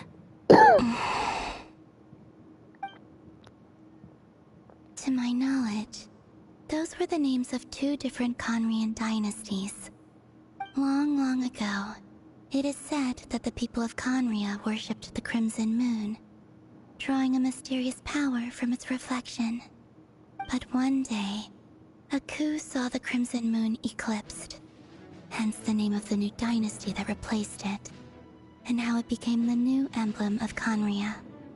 Still, long after the Crimson Moon dynasty had fallen, the last ruler of the Eclipse dynasty, the Vinster King, still coveted the secrets it left behind. So, he sent the Rehir of Solnari to secretly hunt down the Crimson Moon's few remaining followers. In those days, Rerir showed no signs of madness. In fact, he was as normal as any other person. Oh, and he had a fiancé, or at least a would-be fiancé, called Tholindis. What's the matter?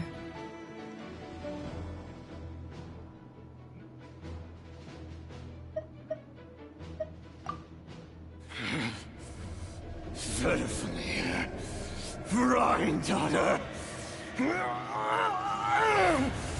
Tholindis, Tholindis. Interesting. Anything else? What about this would-be fiancé of his? Do we know anything about her? Well, she was a researcher at the Universitas Magistrorum, but it felt like she was hiding some kind of secret. Oh, and one more thing. For some reason, Rerir's fragment also contains some of Tholindis' memories, though only a very small portion. Well, no shortage of potential leads, I'll give you that. In any case, it sounds like we can conclude that while Tholindis was still around, Rerir appeared to be lucid and quite normal. The Lindis, it seems, must have been the one thing in this world that he couldn't let go of. Tell me, though, were these pure-blood Conorians we're talking about here? Why do you need to know that? Hold on. If she was a pure-blood Conrian... Oh yeah! Just like how it was with the captain! If we could somehow find her, do you think there's any chance Rerir might regain some of his sanity? It's possible, but it would take a miracle. We can't pin all our hopes on that. That merchant who Nefer knows, Dori Sangama Bay. Maybe we could hire her to look into it. All right, then. Let's keep working in our separate teams. Traveler, Paimon, Kutar, and Miss Arlecchino will go look for the iridescent moon's marrow. As for the others... On the way over here, I noticed that the Wild Hunt monsters had grown even more frenzied in their search for Kutar. At this rate, the people living here will be in grave danger too. So I'm thinking of gathering together some of our followers to go wipe them out. I'll head back to the curatorium and meet up with the boss. Feels good knowing we've all got something to be getting on with. Given that the Wild Hunt has been a lot more active lately, the Lightkeepers have likely begun their own operations too. If that is the case, someone will need to pass the news on to Flint's. I'll hold the fort for now, then discuss our next move with Flint's, Aino, and Anefa when they get back. Alright then. Well, the clock's ticking. If that's everything, we'll be on our way. We'd better get moving too. We'll try to buy you as much time as we can. Relax. Just do your thing. Now, I decided to call in some backup since things are getting so hairy. Our reinforcements should be here any minute now. Stay safe, everyone. Dismissed. Who else are we gonna see? Oh, Alice! Is Alice gonna be here?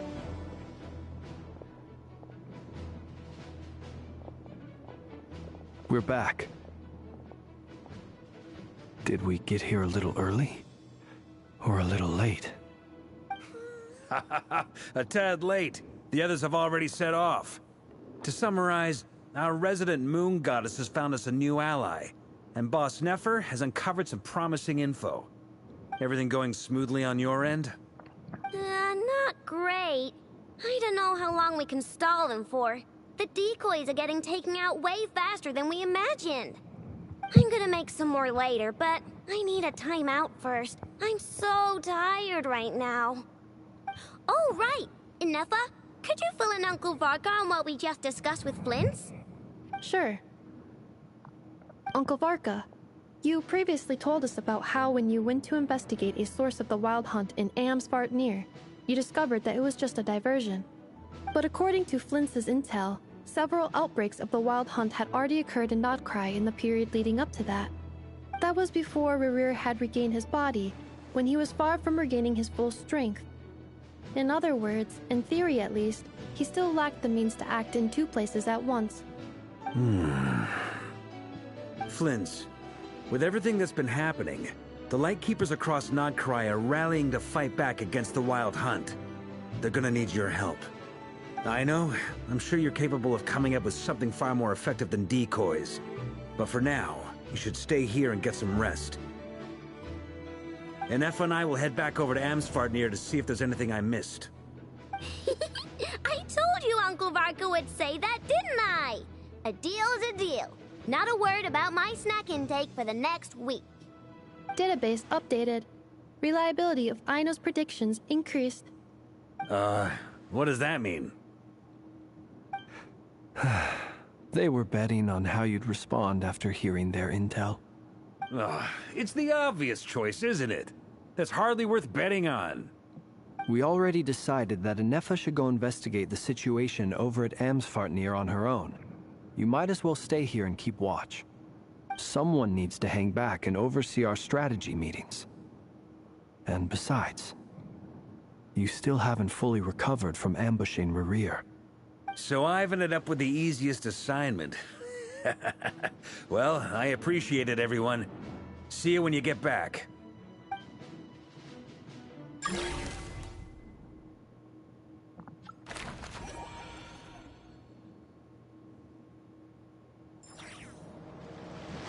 I do like how this is playing out. This is pretty cool. Body and mind.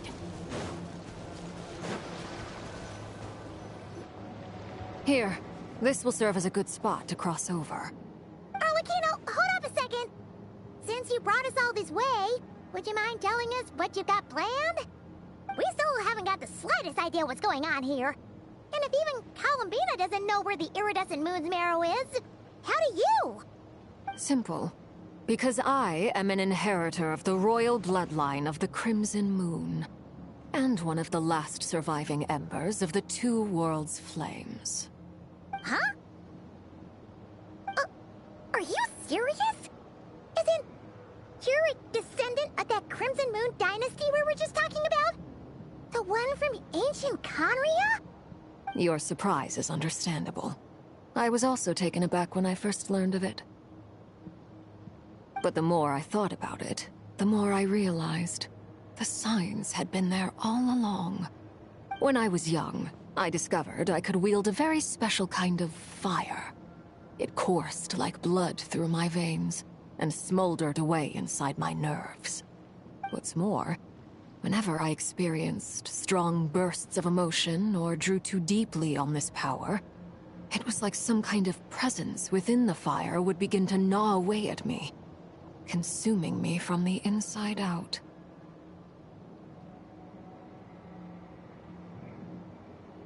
Exactly. That is why my hands are like this, too. At first, I saw it only as a curse, but once I became a harbinger, the Jester apprised me of the truth. Together with my own investigations, over the past few years, there are several things that I have gradually come to understand. For instance, take the so-called Crimson Moon. In truth, it is nothing more than the shattered remnants of the iridescent moon, fused with the abyss to prolong its lifespan. Since this blood flame was bestowed upon me by the Crimson Moon, it is a fusion of the iridescent moon's former power and the corruption of the abyss. You all understand the nature of the abyss well enough. I draw upon its power, and in return, it hungers for my soul.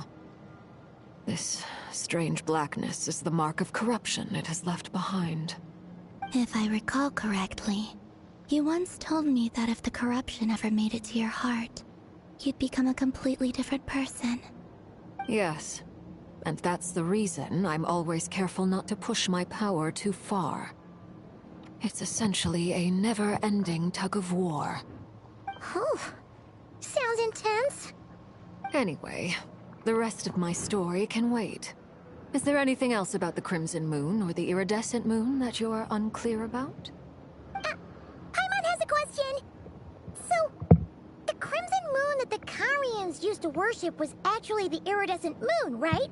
Which was one of the three Moon Sisters. Does that mean that the Carians were to the Crimson Moon as the Frost Moon Scions are to the Frost Moon? So much of that history has been lost.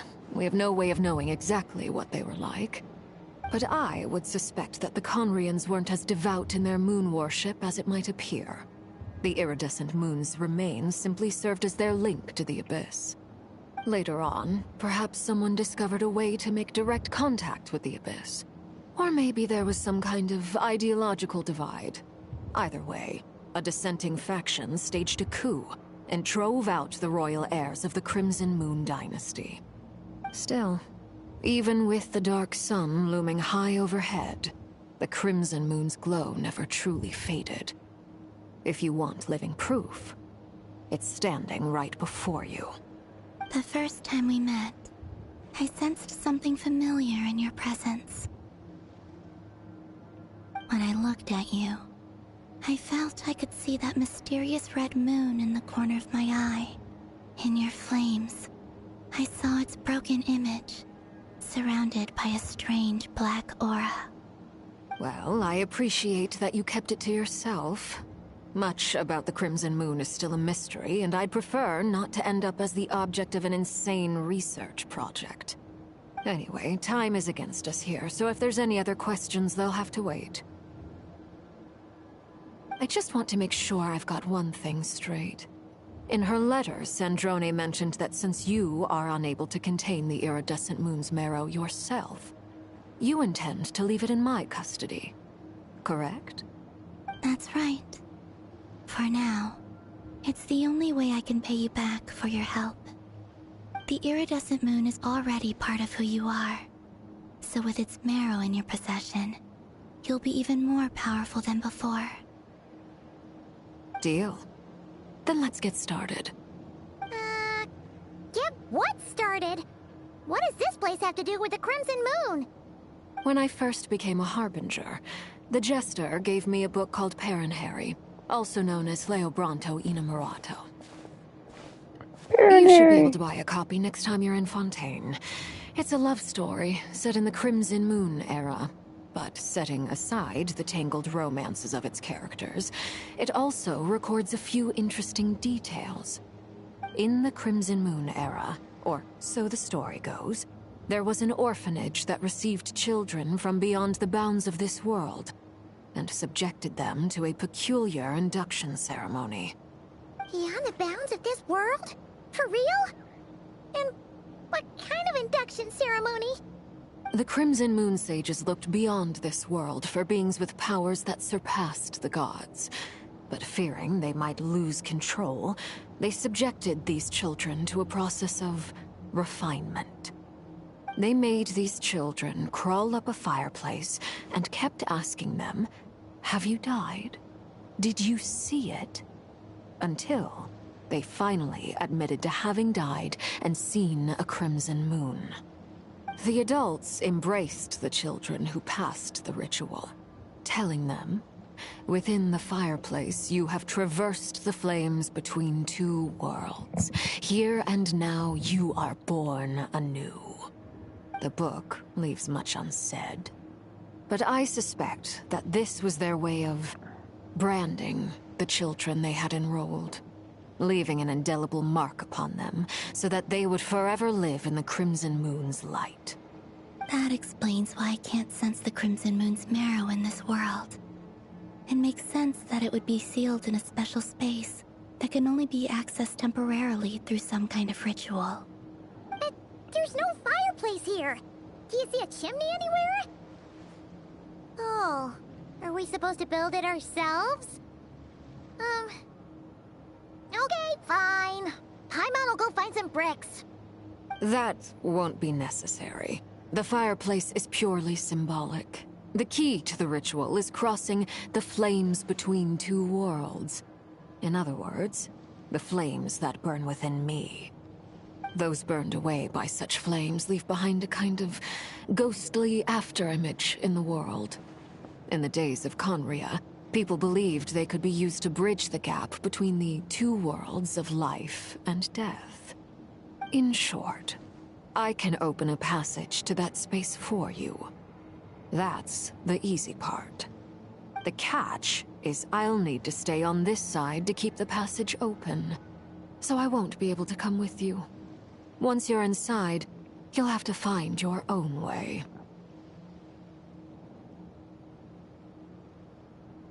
That's a bit interesting. Very well. Then I'll open it up. Traveler, spare me a little more moonlight if you would. I may need it.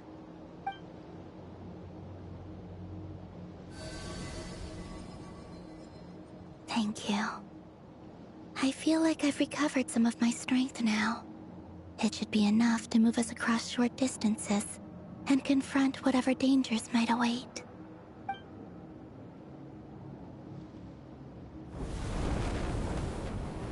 Mistress of the seven hues of ages past, great mother of the present, crimson-clad sovereign of the two realms, by fire severed, by fire renewed, I offer myself now and beseech your descent.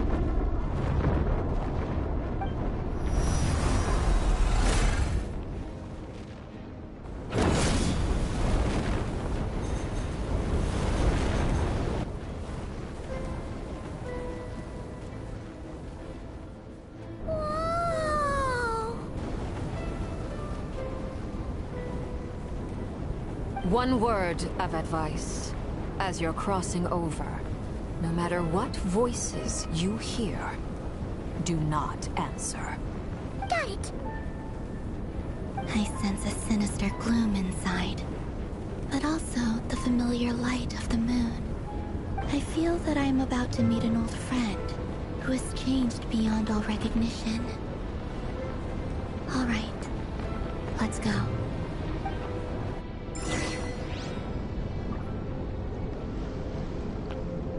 Oh, this is creepy. Ka-ching. Let's go.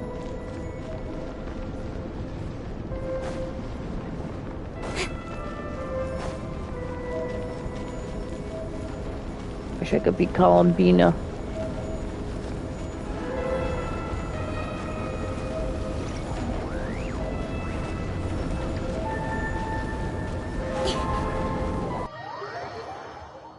This is creepy. I sense your presence and craving death and rebirth. Wait, why are you? You've crossed over from another world, transcended fate itself.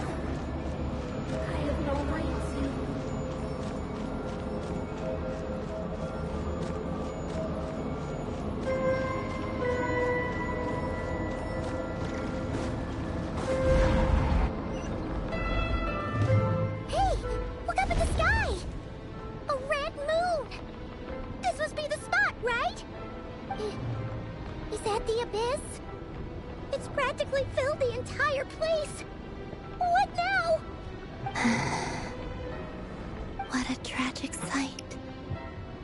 Fragments of your broken body, seized by the abyss, and hung up aloft like mummified remains.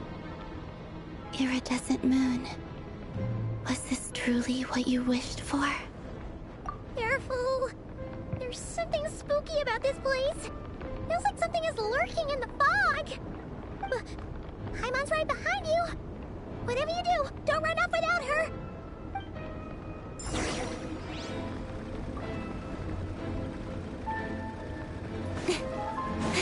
By the way, Columbina, didn't you tell us that the iridescent moon had shattered into pieces? The moon up there looks pretty whole to Paimon. How is that possible?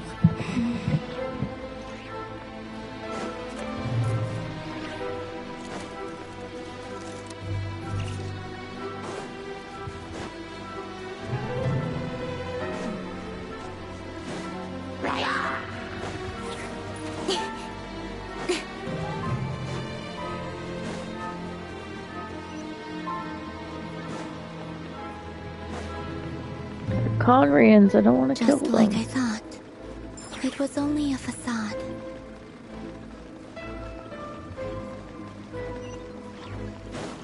Speed of light! Hey! One with the force! Incoming!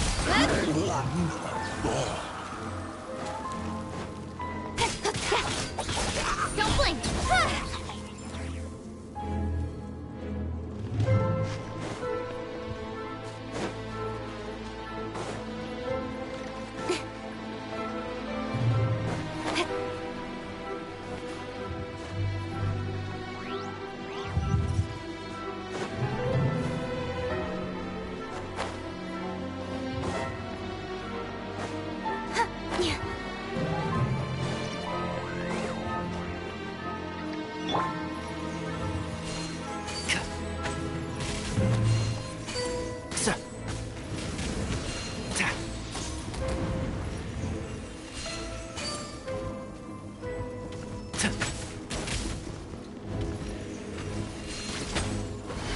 Let's nip that in the bud. No, my sword!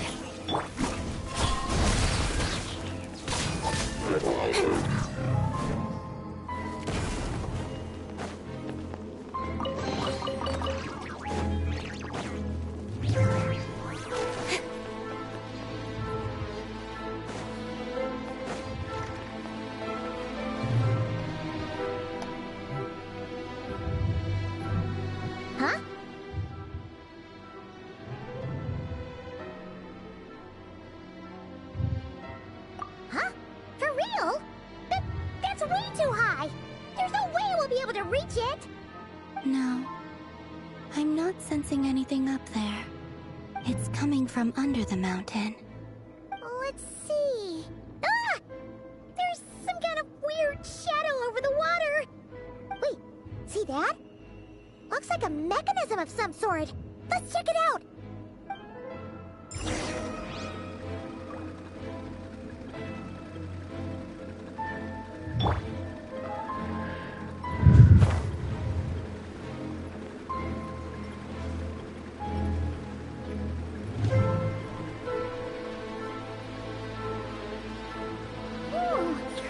Looks like a device from the time of Kalia. Maybe people once came here to study the Crimson Moon's domain, and they left this behind. Oh, if we can activate it, we might find some clues.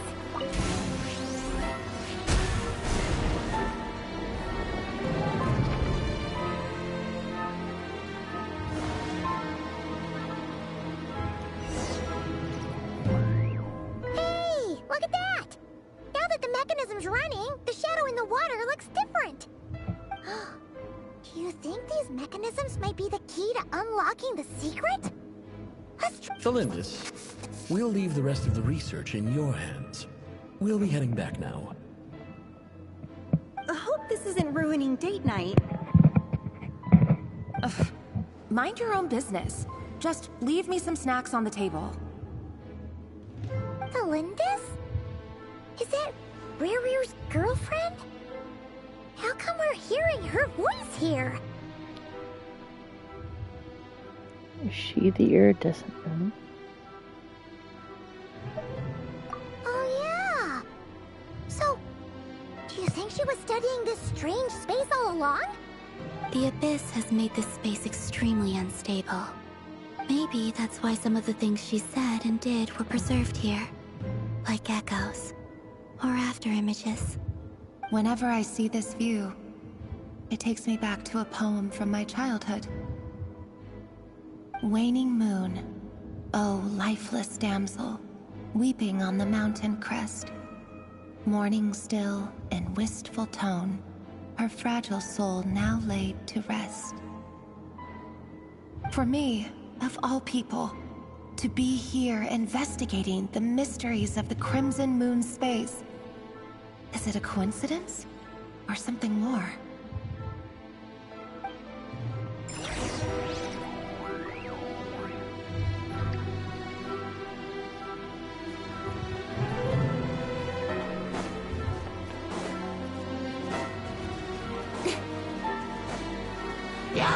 Don't blink! Hey! Cut to the chase! Rain outlines your fate.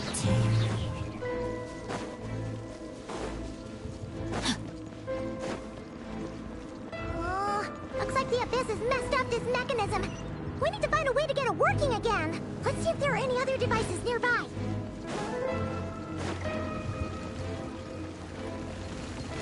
No, my sword!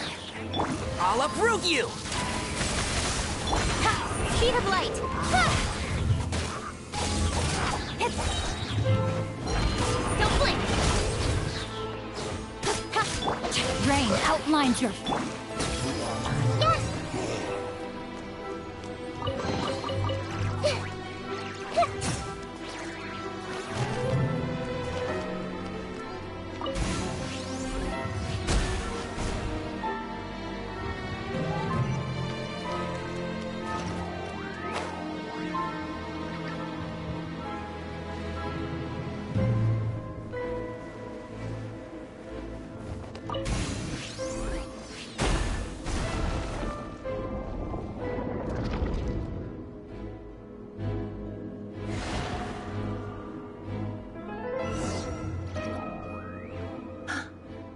See.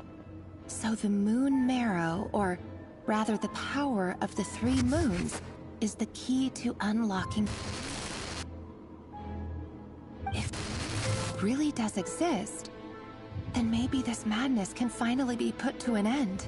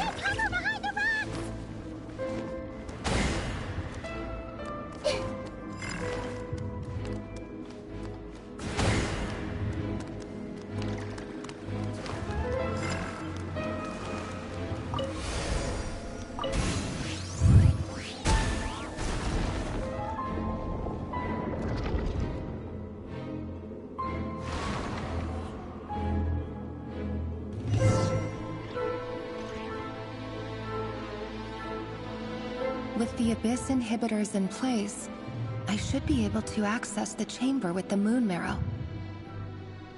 Oh, Rerir, with every step you take, you're drifting further from what you truly desire. But you're not the root of the problem. Ever since that outsider set foot in Conria, the Vinster King has sunken deeper into madness. If only I could get my hands on that outsider.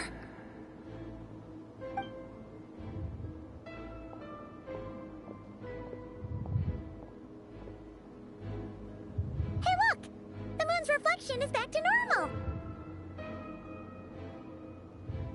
Elendis' voice mentioned a chamber with the Moon Marrow. Do you think maybe it's hidden in the moon's reflection? It must be.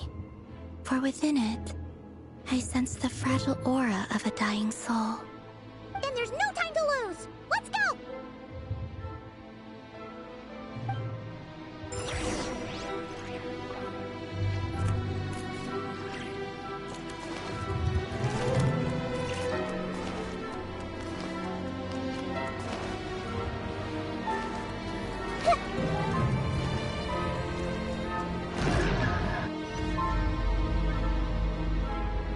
We're in the abyss. These things are so creepy! Looks like we'll have to destroy them if we want to get to the iridescent moon's marrow.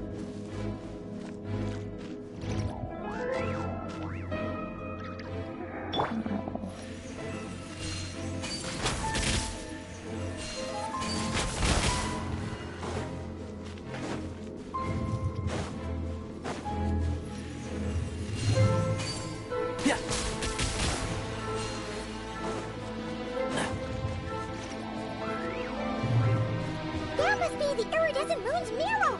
Oh, we'll need to destroy these things before we can reach it!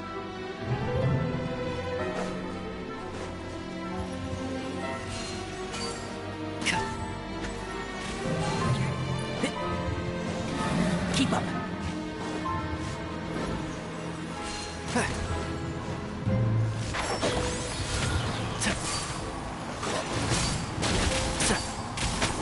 Ring cutter! No, my sword!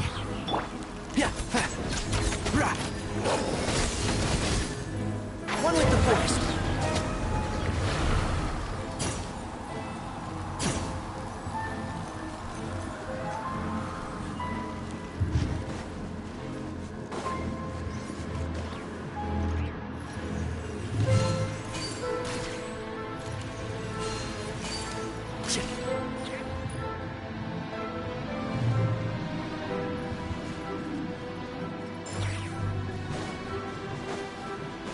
Or so it'd be too easy if I could hit it from the ground.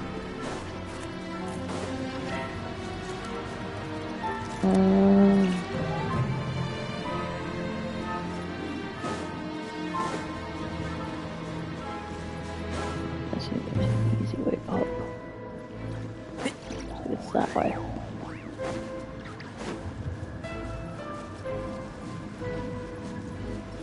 The wrong way.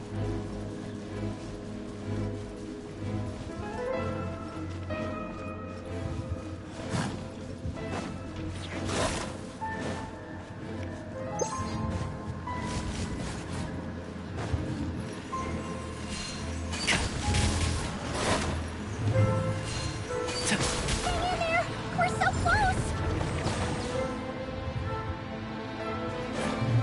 Just gonna trigger it.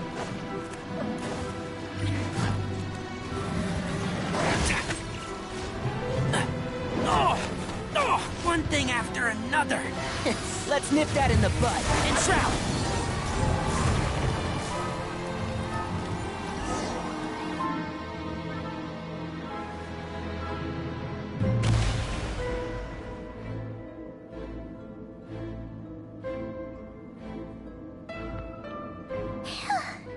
We finally did it! The iridescent moon's marrow. Still burning away like an undying flame, yet now contaminated by the abyss. It has taken on a new form entirely. If we can purify the abyssal power within, We should be able to obtain its untainted essence. This is where we come in.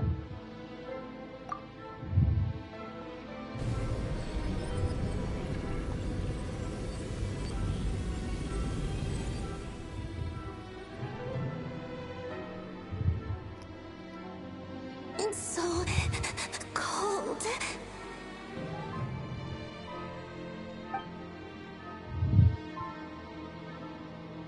Is it you? Are you here? Huh? Are you talking to us? At long last, I can see you once more.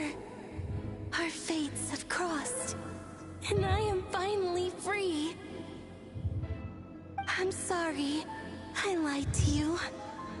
Even knowing what was to come, I still couldn't let go of the fear in my heart as death drew near. The moment the moon shattered, my body began to split apart piece by piece. Like I was being cut into pieces by 1,000 blunt blades. My thoughts scattered as the cold crept in. But I could not bear to fade away like that. Tell me, what was it that brought you to us all that time ago? If only I had possessed your courage, then I might have been spared this torment more painful than death. You look so puzzled. That's how I felt too when I first saw you. But trust me when I say that everything happens for a reason. Farewell, Hypo.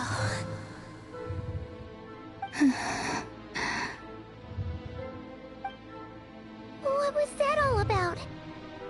Was that the goddess of the iridescent moon? Oh, Hyperborea? it sounded like she was speaking to a long-lost friend.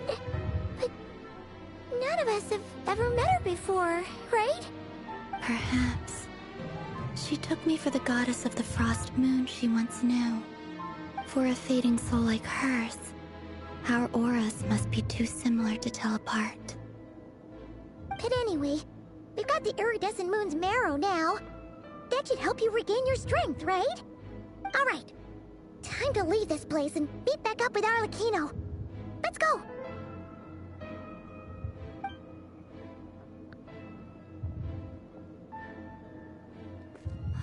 That's odd. This place looks different than when we came in. Waning moon, Huh? oh lifeless damsel. Oh.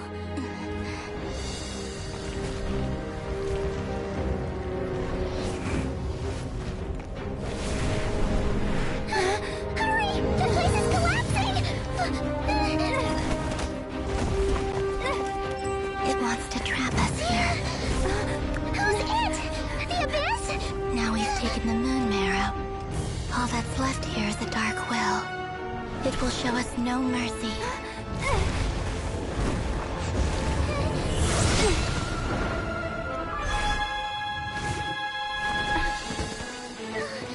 Give it back! The crimson moons! My marrow!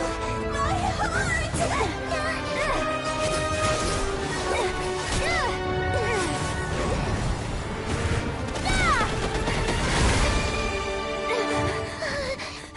Finally! Huh? Oh no! The exit's blocked! They're back! Now what do we do? This is where you fall. Witness my rise. Hey, it's... What are you waiting for?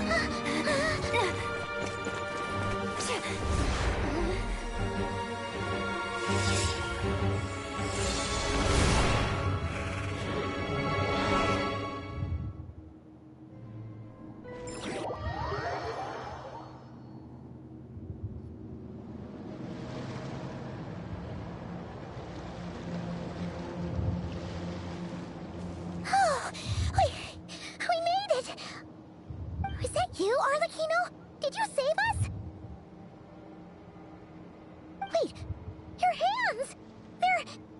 Oh, this? Don't worry. It's a small price to pay. The Abyss wanted to trap you inside, and I defied its will by bringing you out.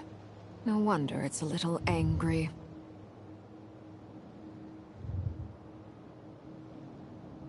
Abyssal will. No.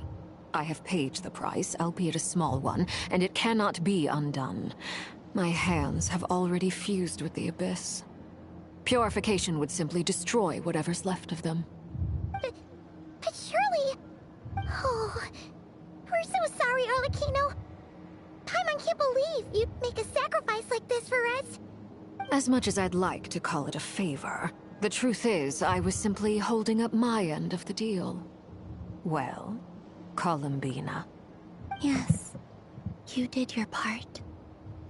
And as promised, I will leave the iridescent moon's marrow in your care.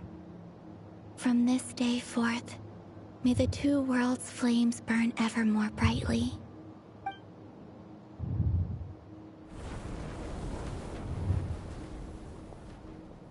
I'll take that as a blessing.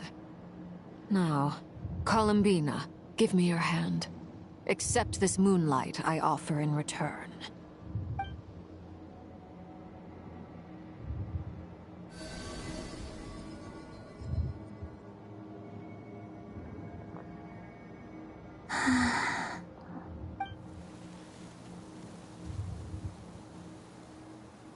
Feeling stronger? Hey, Columbina! Are you okay? I'm fine. Our powers are... a little at odds, that's all. By the Frost Moon's authority alone, wielding the power of the other moons was always going to be a stretch. Still, I think it's fair to say that your strength has returned. At least to the level it was at as Third Harbinger. It's still not enough. There's no way I can hope to defeat Rarier like this. Just one more ray of moonlight, if you would.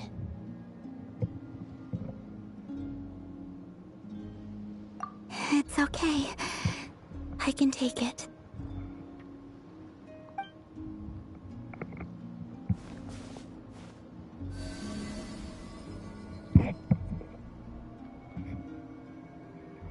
Now it's the 3 moons.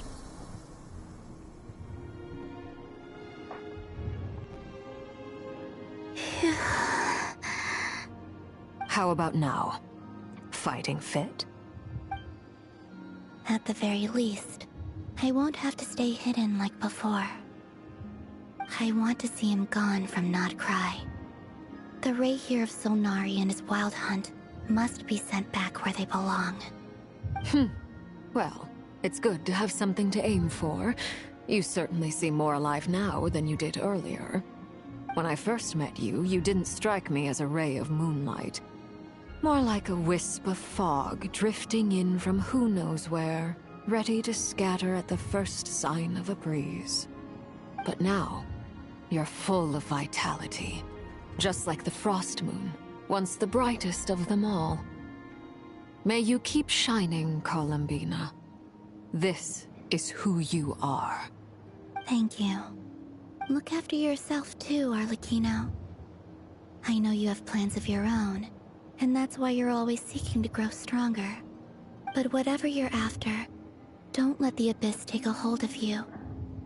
I do not wish to see you go down the same path as Rarier. I appreciate the concern, Columbina. Although perhaps it's time you took a new name. A new name? Kutar, the Moon Maiden, Columbina. They're nothing more than code names. They describe who she is and the roles she's played, but they're not her real name. We often use code names in the House of the Hearth, too. But it's knowing your real name that keeps you grounded. Up till now, you've been living a wandering life, so you've probably never really cared. All I'll say is this. Once you've defeated Rarier, give it some thought. All right, that's it from me. I'll get you back safely first, then go meet up with Sandrone. You're the best!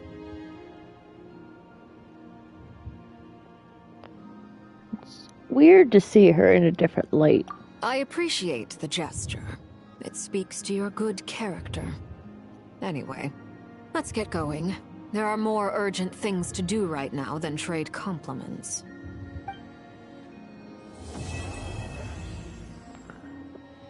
Three is over?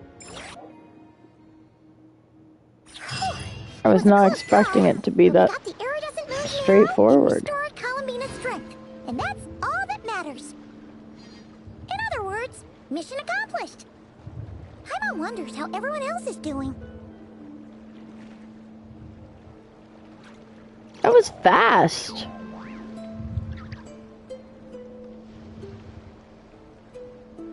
No, 2.5 hours. Makes sense, considering.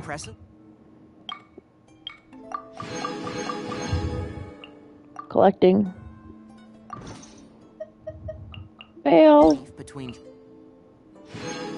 Eula! Happy birthday, Eula. Sheets of paper, you can make an attractive and handy bookmark.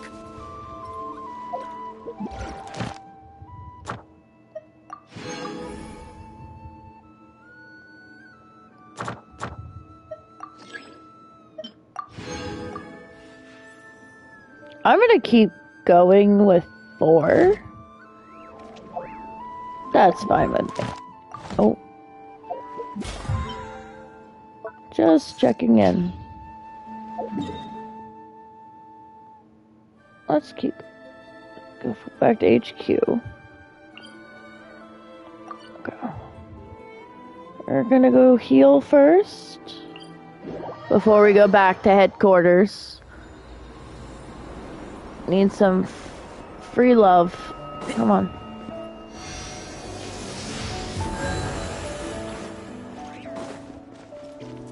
Need to go talk to Catherine.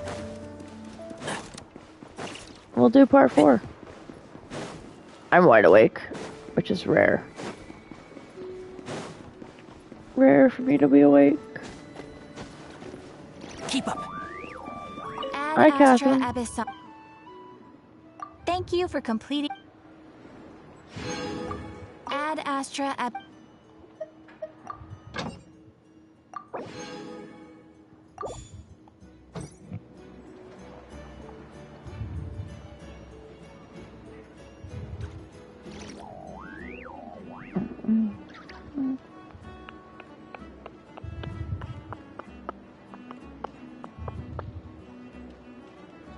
Two people watching.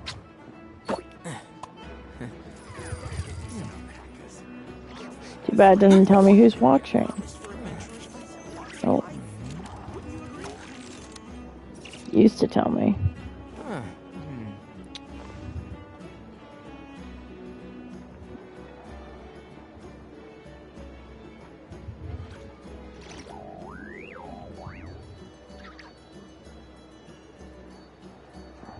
Don't be afraid to make mistakes. It's all part of the learning process. Okay. Keep going. Woo! Ignore that. Oh. Battle pass.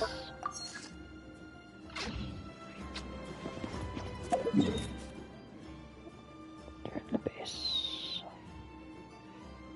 There's no easy way to get there other than jumping.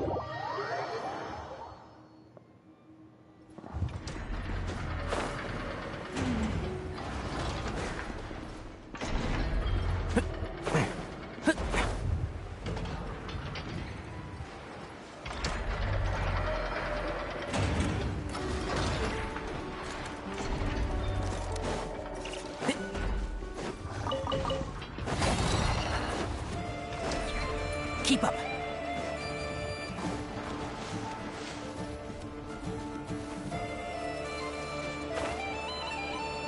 Can make it easy on myself. Oh, do you think the others are making good progress? Hope it's all going smoothly.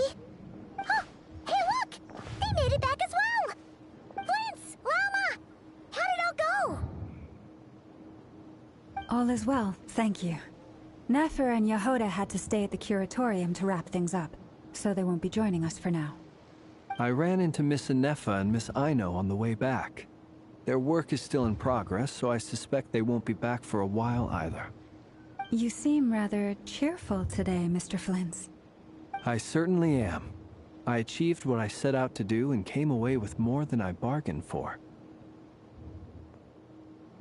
Which was... Fighting alone can get quite tedious, but I had the good fortune to run into a pair of brave young warriors. We meet again. How have you been? Albedo! What are you doing here? Yeah. I'm sure there's gonna be one more. Tracking you down turned out to be a lot simpler than we envisaged. These two courageously lent me a hand while I was fighting the Wild Hunt. When they told me they were Servarka's colleagues, it all made sense. And given how people of outstanding talent tend to cross paths, it's no wonder you're already acquainted. So, who's your travel buddy, Albedo? Why don't you come and introduce yourself? It's Durin! A gentleman of few words, I see. And a rather stern countenance. I presumed you were acquainted with him. Is that not the case? It's nice to meet you. Again, we've technically met before. Wait a sec! You're Mini Durin! That's right. It's me. I'm glad to see you again. By the way, he says it's okay if you drop the mini. Yeah, I'm not as mini as I used to be. Interesting, isn't it? The first step towards blending into human society appears to be reflecting on whether one's name really reflects who they are. Wow! You look so different! In a good way, of course. It's great to see you looking so healthy. Thank you, Paimon. And although you're as mini as ever, I understand that diminutives don't always convey endearment. I'll be sure to simply call you Paimon, as a sign of my great respect for you. Wow! You're such a smooth talker now. Paimon could get used to this. From now on, you may refer to her as your esteemed guide, Paimon. Personally, I think our little Paimon is the perfect size. When people call her Little Paimon, it's just because she's so adorable that they can't help themselves. If that's not a sign of endearment, what is? You're absolutely right, Miss Lauma. My brother still has a long road ahead of him when it comes to understanding human relationships. Anyway, speaking of long journeys, didn't Columbina, leave with you? How come she isn't back yet?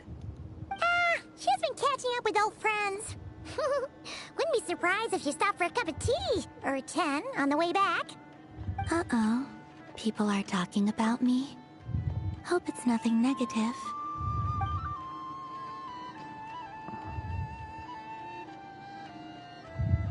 Judging from your expressions, I'm guessing it all went well? It's getting crowded here. I'll go grab some chairs. No need. This is a job for an alchemist. I'll whip some up momentarily. Thank you for your hospitality, ladies and gentlemen, but I was merely escorting my friends back.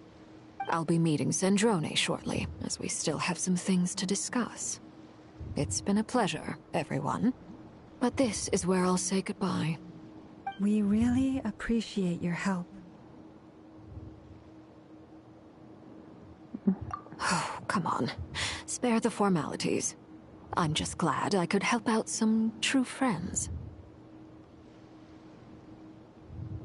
I understand. Well, bye for now, Harlequino.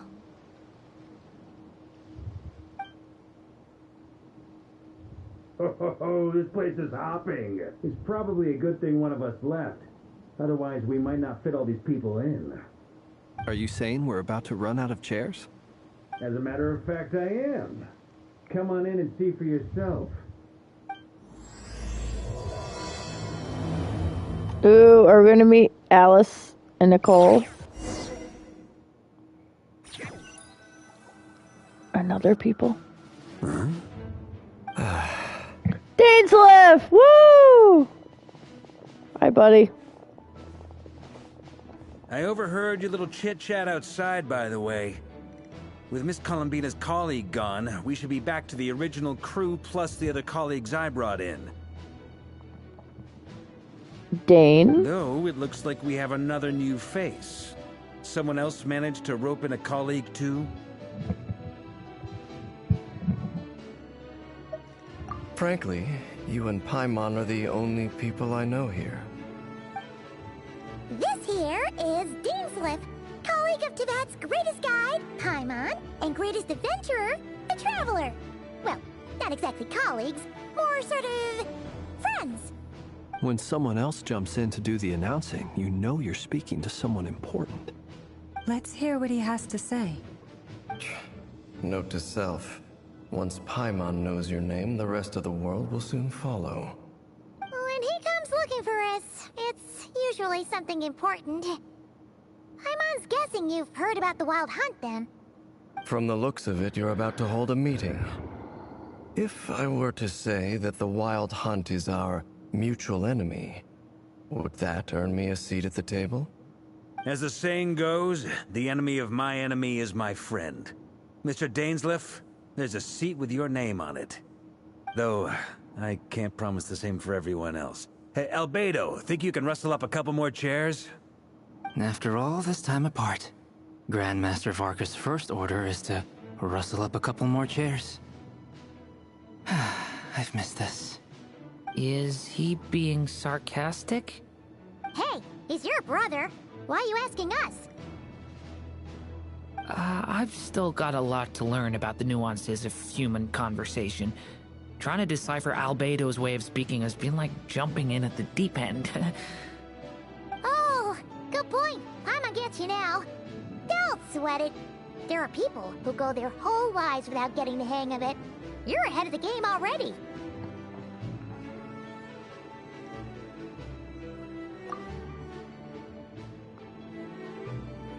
I wonder what's taking Nefer so long. Perhaps you should go and check in with her. If anyone can hurry her along, it's you. I just got back from the curatorium. Besides, aren't you curious to see what's taking her so long? Miss Nefer doesn't strike me as the type to share secrets. And since gathering intel is her specialty, I'm guessing she'd prefer to keep her methods confidential. Under such circumstances, would it not be tactless for me to impose? Oh, but it's fine for me to impose. What can I say? You have an unrivaled ability to garner people's affection, Miss Moonchanter. Besides, you have far more in common with her than I do. All right, then.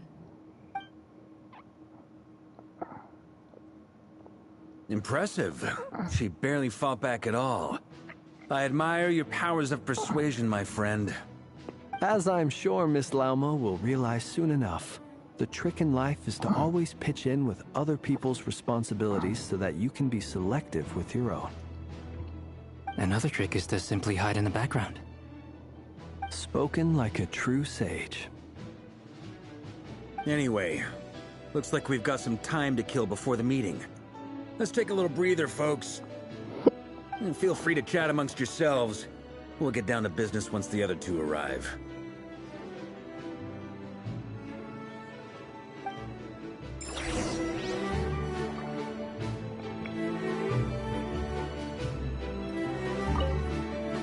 You're both awfully quiet. Why don't I start us off with an icebreaker?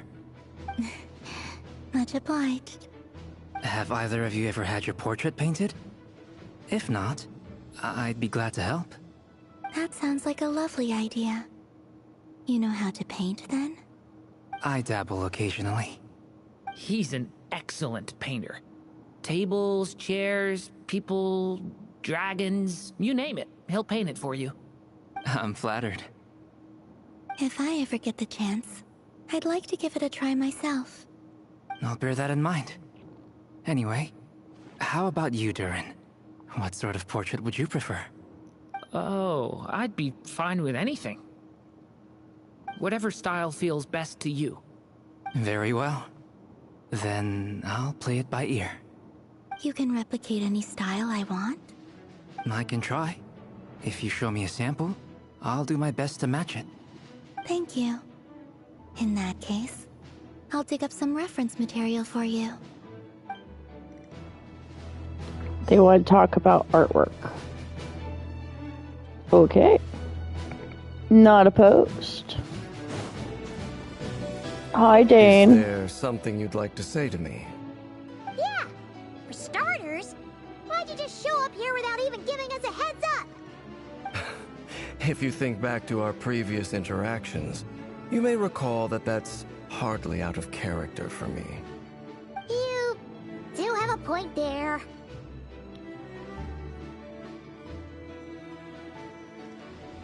Oh yeah! You'll need to find somewhere to stay the night too, right? Want to tag along with us? You never know. We might get a group discount. Sure, let's do that. Great! Paimon will handle it! And in return, we can get Dainslift to be our very own personal bodyguard. For what, Paimon? If that's what you had in mind, you should have said so sooner. I'd be happy to help. Oh, okay then. Paimon was only kidding, but good to know. Anyway, since we're all here together, we might as well watch each other's backs. That's just what friends do, right? Indeed. Thank you. Careful, Paimon. Don't dig a hole you can't get out of. One more group. Truth be told, I can't remember the last time I was in a meeting with so many people. You're not alone there, my friend. The Lightkeepers also struggle to bring everyone together for a serious discussion. I don't doubt that.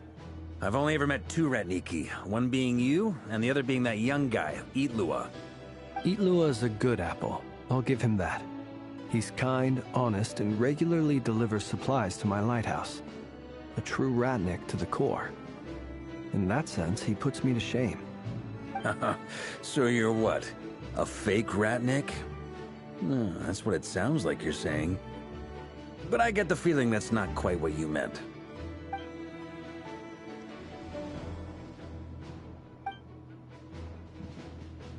Come on, why the awkward silence? Sorry. I'm not even gonna bother trying to hide it. You've known all along, haven't you, my friend?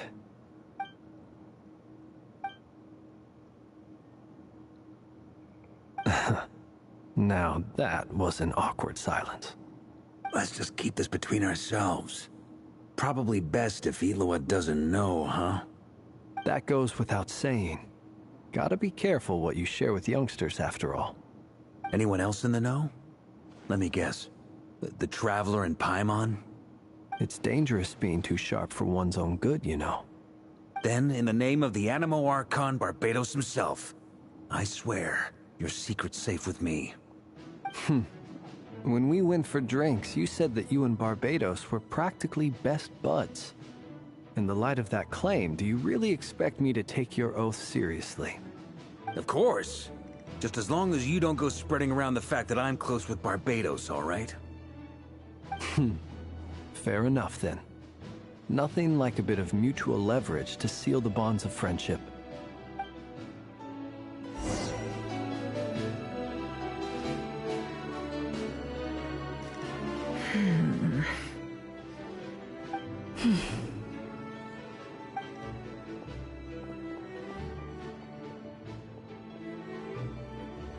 Ah, Miss Nefer. You made it after all.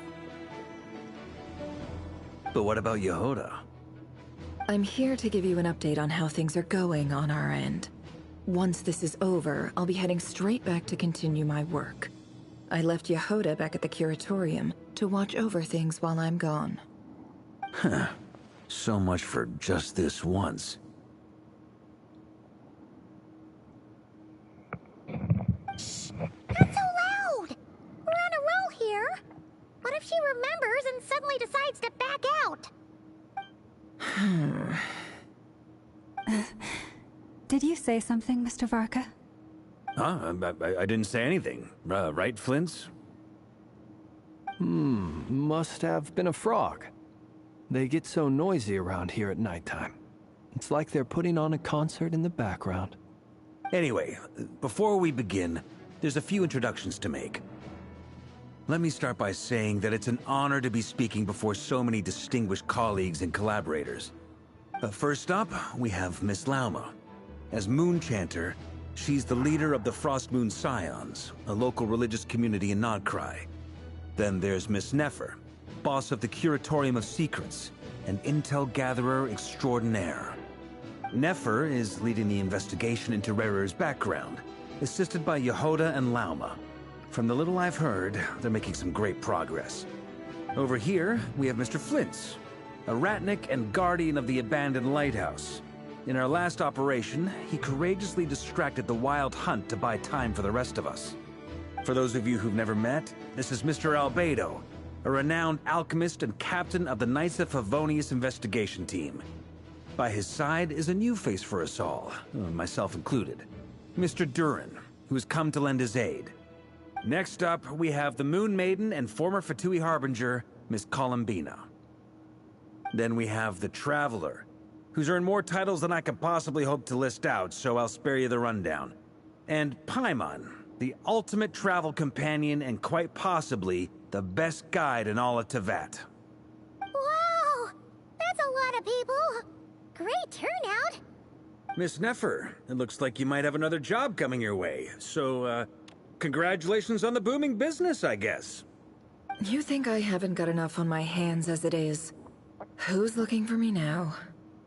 That would be me, Miss Nefer. I have a commission for you. And you are? Who I am doesn't matter right now. What does matter is that I'd like you to gather more intelligence about the Recher of Solnari. Well, it's not as if we never take on anonymous commissions. But in your case, I'll have to decline. I'm gonna take a wild guess and say your job's probably more hassle than it's worth. Something about you seems like bad news. It's my eyes, isn't it? Conrian, I assume. And what's with the mask? Are you trying to hide your identity? In any case, the fact that you're even still alive raises an awful lot of questions for me. My name is Dainsleif. And yes, I am from Conria. As I'm sure you're aware, the Recher of Solnari's real name is Rerir. He was once an acquaintance of mine. Really? Then you must have been quite an influential figure yourself. You flatter me, but none of that matters anymore. My point was simply to clarify why I have asked Miss Nefer to investigate Rerir's background. So you're both from Conria, and it sounds like you used to be friends? What am I missing here?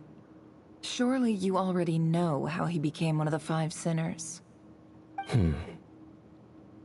I'll tell you everything I know. The history of Conria, the names and identities of the Five Sinners. I remember it all like it was yesterday. I have never spoken openly of this before. But the truth was exactly as people say. The Five Sinners were each driven by their own desires, and it was by playing upon these that the Abyss tempted them to their fall, tearing Conria apart in the process. The visionary, Vedifenir, who wished to foretell the future. The wise, Haroptatir, who sought limitless knowledge. Gold, Rhindaughter, who desired to create life. The foul, Surtologi, who pursued supreme strength. And last, but not least, Recher of Solnari, Rerir, Ravager of the Moon. Of the five, Rerir is the only one who remains a mystery to me. He never harbored grand ambitions. So what changed in the space of a single night? How did he come to fall like the others? In other words, you're saying that his change came as a shock to you, and you have no idea what actually happened? That's right. You mentioned how the Abyss tempted them, which led to their fall. but what did that look like in practice? And what other context can you give me about the events of that time? The more detail you can give me, the better. Strangely, now that it comes to it, I hardly know where to begin. The fateful night took place during the era of the Eclipse Dynasty. One day, my elder brother, the visionary, Vedifenir, was summoned to the palace by the Vinster King, only for the king to gouge out his eyes and cast him into the dungeons. When I came to hear of this, my fury knew no bounds. I gathered together every ally I thought I had, and together, we set a night to storm the palace and free Ved.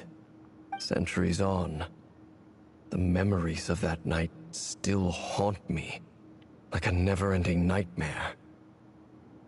We broke through the palace gates, just like we had planned, each striking towards our separate targets.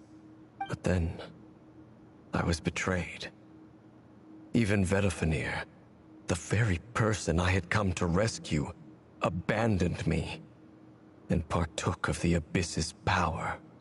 So, it's personal after all. Then tell me, Mr. Dainsleif, what price are you willing to pay? You, of all people, must know that nothing comes for free. I cannot say what price would be worthy of such a commission. But know this. Rerir was not always a madman. Believe it or not, there was a time when he was just an ordinary man, working for the Conrian Intelligence Service. Uncovering the truth of Rerir's past is the only way to unravel this mystery. But before you decide if you will accept my commission, I will tell you more about him. Enough, I hope, to help you plan your next move. Sounds pretty good to me. Feels like we just flagged down a random passerby, only to discover he's actually a master strategist who has a score to settle with our enemy.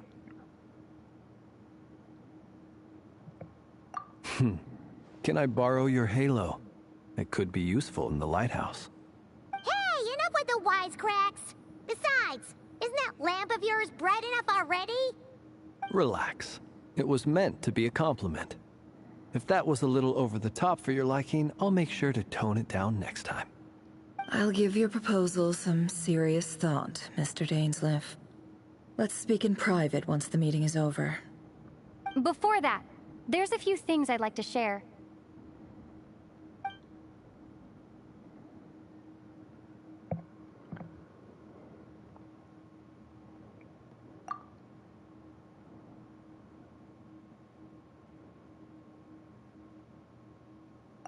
Now that we've united the hearts of the three moons, your power should be greatly enhanced.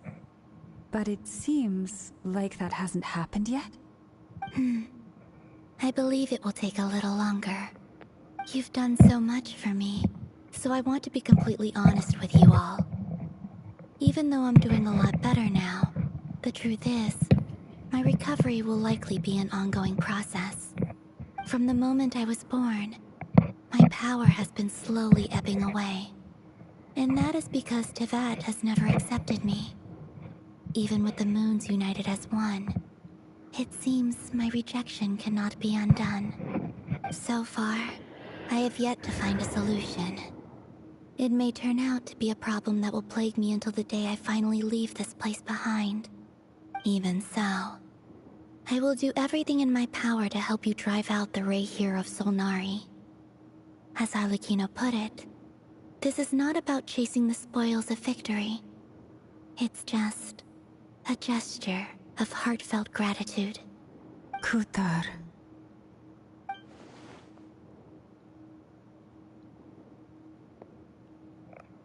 Defeating the Ray here of Solnari will be no easy task. While my strength slowly recovers, we'll also need to gather more intel. Naturally. We should take all the help we can get if we hope to defeat him. We've considered several viable plans now, but our choice hinges on the answers to a few key questions. Is it even possible to kill Rerir? What experiences shaped the person or monster he became? And what's he really after? Given Albedo's expertise in alchemy, I think we should leave him to try and answer the first of these questions. Understood. As for the other two, I'm afraid we'll have to count on you again, Miss Nefer. Believe me when I say it's not my wish to burden you. But right now, relying on your skills is our only option. So you're placing all your hopes on me, huh? We can't thank you enough for agreeing to help us. Honestly, I can hardly believe how lucky we are. You sure have a talent for changing your tune, Miss Moonchanter. Timid like Yehoda one moment, then flinches insincere flattery the next. Ladies, please. I must object to your portrayal of me. That's all. Feel free to keep bickering. Just pretend I'm not here. I almost don't want to leave this room. I'm curious to see how this plays out. I have faith in you, Miss Nefer. Something tells me you'll stand by us until the very end. Oh? And what makes you so sure of that? What if I suddenly decide that my compensation is insufficient? This isn't about the money. I can sense that you've got a deep-seated distaste for Rerir. And knowing you, that alone is motive enough. Look at them getting along so well. Like two peas in a pod. And I'm the one they accuse of insincere flattery. There is no justice. Miss Lauma, you have to understand something. Unlike you, I don't actually enjoy having everyone's hopes on my shoulders. Is that right? Well, maybe the fact that I'm willing to put my hopes in other people says more about me than you. But the fact is, I also trust you. And that's because I know that you're someone we can count on. Anyway, we've got our plan, so let's get moving. Mr. Dainsleif, let's talk. And Traveler, once we're finished, if you've nothing else planned, I'd like you to come with me. This whole experience is teaching me a lot. For instance, I now know that when other issues come up in the future, I'll have far more luck getting Lauma to convince Miss Nefer than trying to do it myself. Hate to say it, friend, but that's one of the funniest things I've heard in a while. Why? You think I've got it wrong? Quite the opposite. But what makes it so hilarious is how long it's taken you to realize.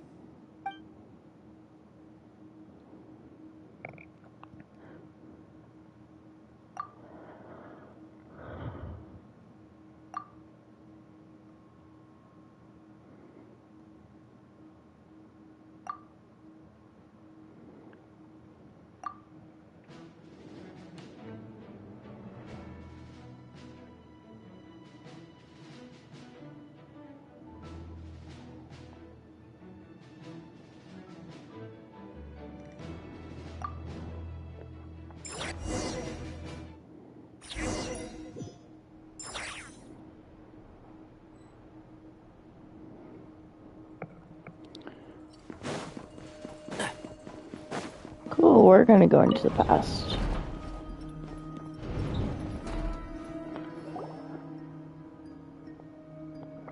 Thank you for waiting.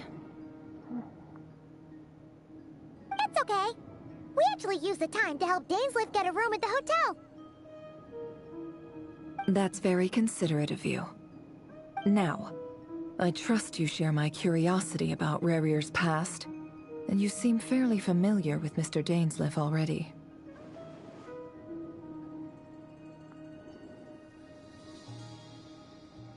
We spoke at some length after the meeting. He was the one who suggested I should invite you to join this operation. He feels confident that these secrets will be safe with you. Dane has a lot of faith in us, that's for sure.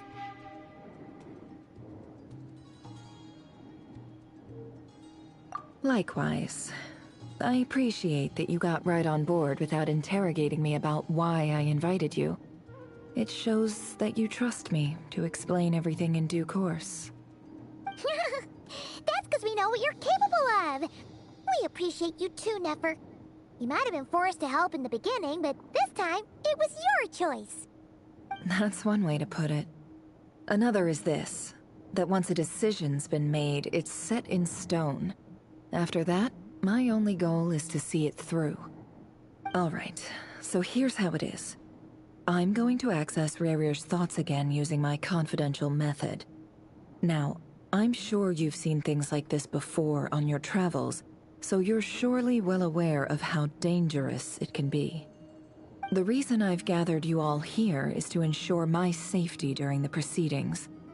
I plan for us to enter the fragment of his consciousness together, and once inside, I will focus on searching for information. Think of this as a diving expedition into someone's brain. If I'm the diver, you are my safety equipment, tasked with keeping me alive while I'm under the surface. Once the ceremony begins, we will all be spying on privileged information. But in the interests of safety, you must remain absolutely silent at all times. We will discuss our observations after the ceremony has concluded. Lastly, any individuals of a weaker constitution are advised not to partake in the ceremony. In any case, Paimon has her own job to do, which requires staying in the room, but not joining the ceremony.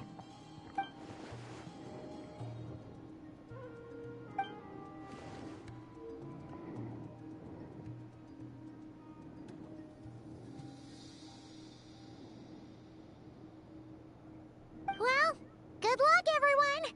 Sounds like all Paimon can do is cross her fingers and root for you guys. There's a little more to it than that. I was being serious when I said you have a job to do. While the rest of us are inside Rarir's mind, it's imperative that we have a team member on the outside. In the event that something goes wrong, you will be our first responder. I don't anticipate any issues, but the extra level of safety will be greatly appreciated. I second that. This is a dangerous operation here, and you're our whole rescue team. That's pretty much the most important job in the crew. So, Paimon's like the lifeguard? Yeah, that makes sense. Alright, got it. Good. Please, take a seat. We'll get started momentarily.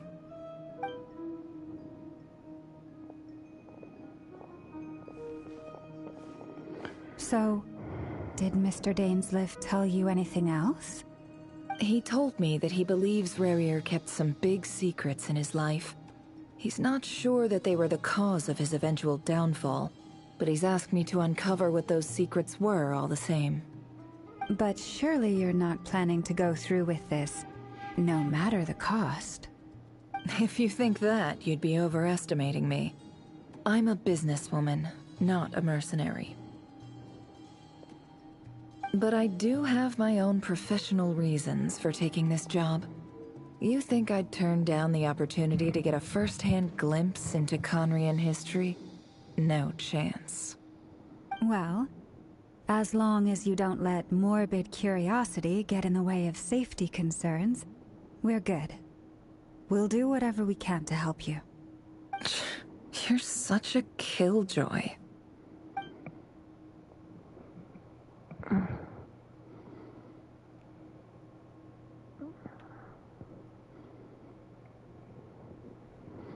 Sorry, Bruce. I'm going to fix the pillow. I need to charge my phone.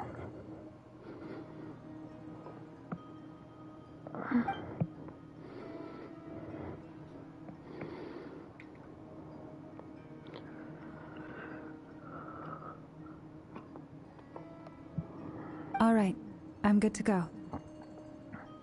All set over here, too.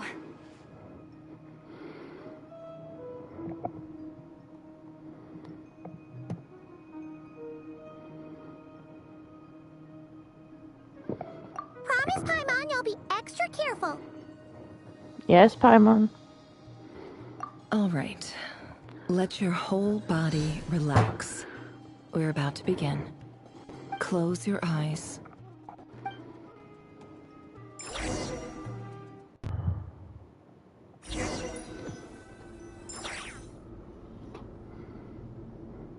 Phew.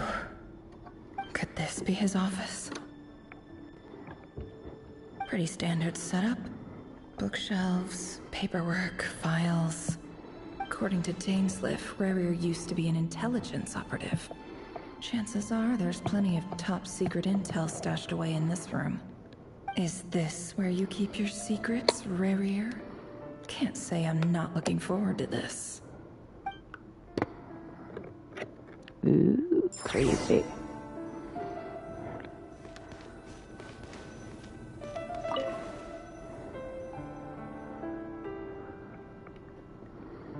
Today's files are in.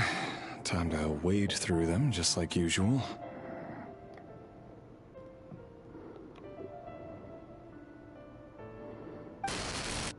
Male, 51. Occupation, cook. Confirmed Crimson Moon descendant. Has maintained frequent contact with other descendants over the past year. Poses a threat to the dynasty.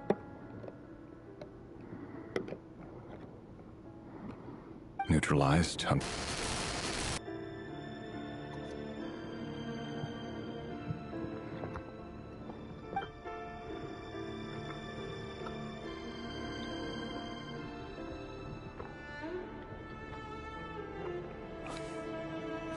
This one should be archived under purged targets.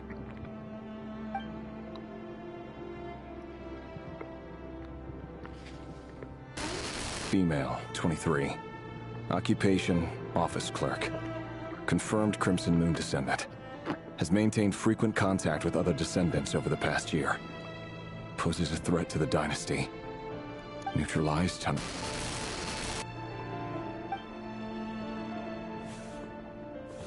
Another one for purged targets. Sounds like she was that other man's daughter. Never mind. What's it got to do with me?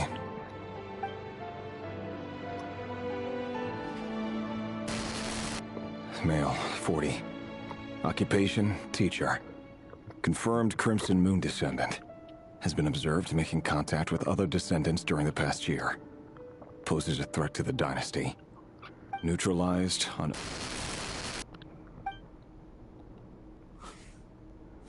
Just another nobody for the archive. Come to think of it, I remember surveilling this man. A case like his never would have been considered a priority in the past. Huh. He barely even interacted with other Crimson Moon descendants.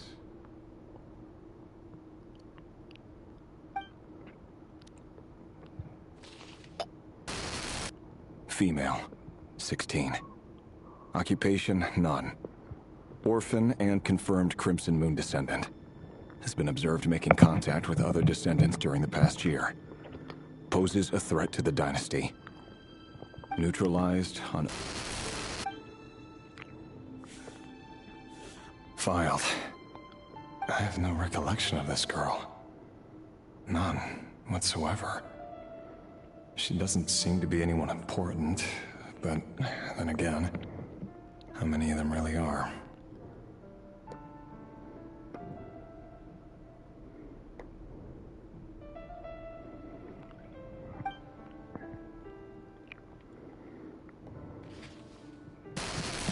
Female, 13.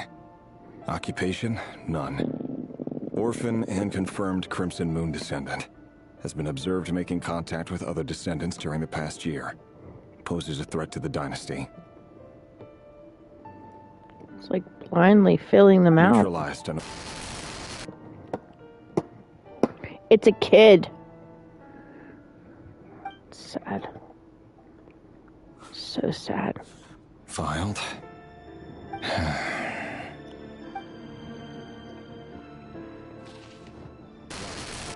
Male, 11. Occupation, none. Orphan and confirmed Crimson Moon descendant. Has not been observed making any contact with other descendants during the past year. Poses a threat to the dynasty. Neutralized and...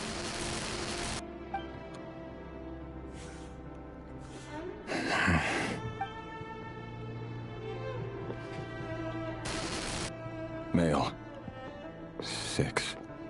Occupation, none. Orphan and confirmed Crimson Moon descendant. Poses a threat to the dynasty.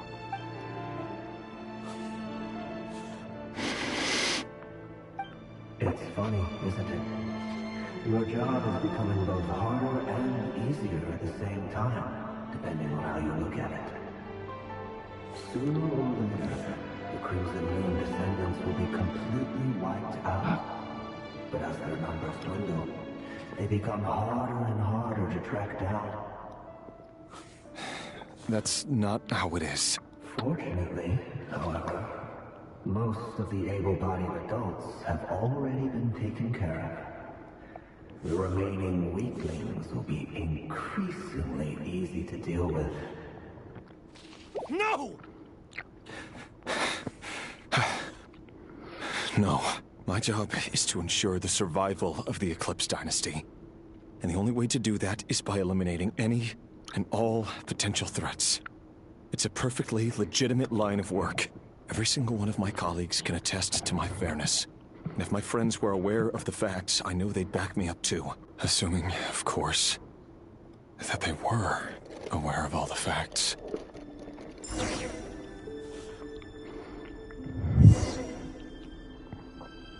Ouch. Assuming they were aware. And if they're not aware...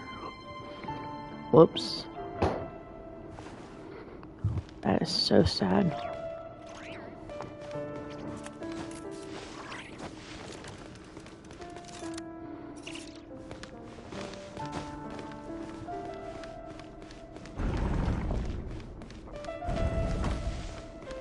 Look for Venifulnir. Mr. Venifulnir, it's been quite some time since we last met.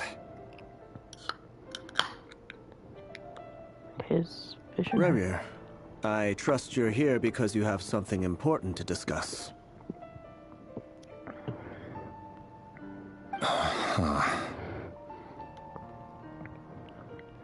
Ended up being right on the information. Wow.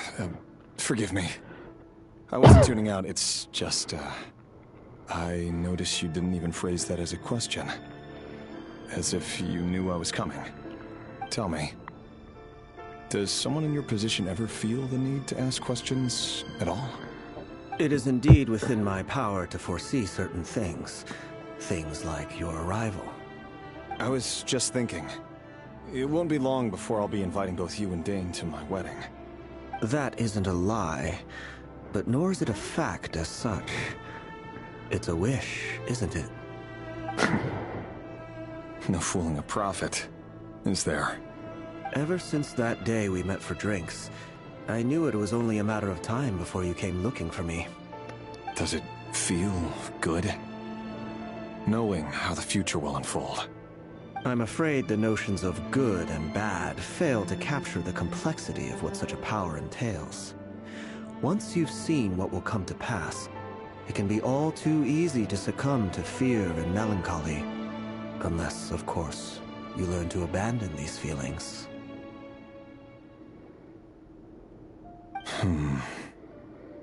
You fear my silence, and long to hear the words I left unspoken that day. That's right. You must have noticed my reluctance to broach the subject. And the reason is simple. Because the truth could never have lived up to your hopes. For both our sakes, such words are better left unsaid. The burden of prophecy was never meant for your shoulders. So who exactly do you deem worthy to hear your prophecies? None but our exalted king? Or rather, our king as he once was. You're closer to his majesty than I am. You must know better than anyone how much he's changed. You say that as though it is to my benefit. Yet precisely because of that, I dare not speak rashly. A king can turn out to be the most virtuous of rulers, or a tyrant more terrible than the most vicious of dragons. You are so wise and far-sighted, yet still you would have me live in fear of the unknown? You make a fair point. Especially given my silence alone was all it took to send you spiraling downwards. Very well then. Let me offer you some advice. And I say this not as a prophet or a visionary, but simply as the brother of your friend. For many reasons, there is very little chance of your marriage ending in happiness. If happiness is what you seek, you should find another fiancé.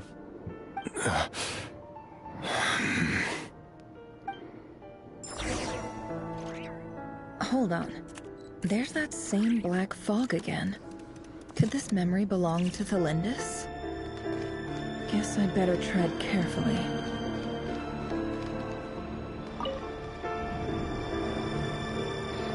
Wait. Hear me out.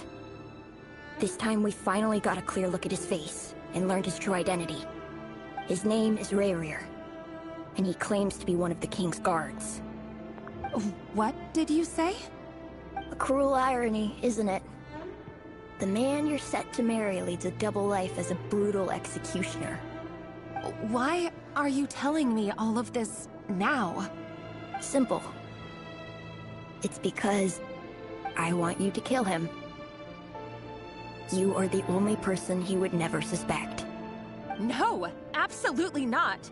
I would never dream of doing such a despicable thing. So you'll just stand by and watch him slaughter us to the last? Do not forget that the blood of the Crimson Moon flows in your veins too. The blood of the Crimson Moon? What does that matter now? The dynasty has long been dead and gone. You think that alone is reason enough for me to throw away everything I have? Why wouldn't it be? You two were once a child of the Crimson Moon, just like me. Don't tell me you've never felt so much as a flicker of fury for the way we were trampled into the dust. As long as you promise to abandon this pipe dream of restoring your dynasty, I can try to persuade him. Or have him persuade the Vinster King. Persuade the Vinster King? Do you even know why he's so obsessed with hunting us down? Why he keeps trying to force us to hand over our secrets? Over and over again? Or why we refuse to give up on restoring the dynasty? The Vinster King. A blind fool. His eyes clouded by powers from beyond this world. A petty little man with a miser's heart. And he dares to sit upon the throne? Mark my words. Sooner or later, Conria will fall. And it will be his doing. If you can't bring yourself to do it, so be it. Just you watch. It won't be long before calamity descends upon us all. The Rayrir of Solnari. That really is quite a secret you've been keeping from me, Rayrir. But who am I to talk? Am I really any better? I've kept my own past a secret this whole time too. Love should be built on honesty. But ours was born from lies. And yet, is it really so wrong to hide things that would only make life harder? If we don't cover up the parts that no one else should see, how can we go on pretending to be normal? Vedifilnir must have known all this. And that's why he made his prophecy. In the end, nothing stays hidden forever.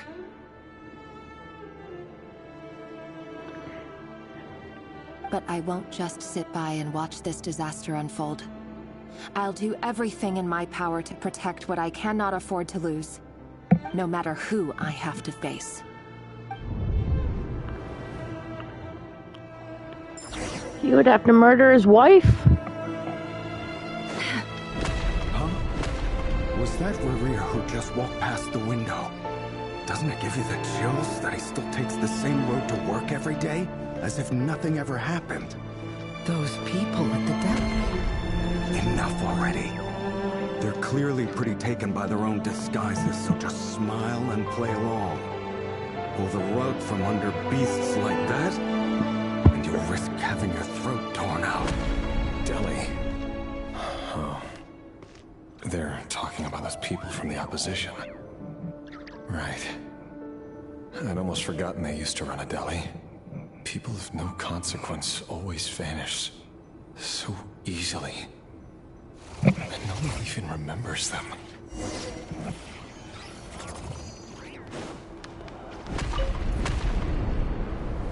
But surely you can see he's not the man he pretends to be.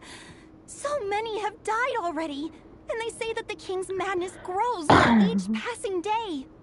We're not going to survive this, are we? But why does it have to be this way?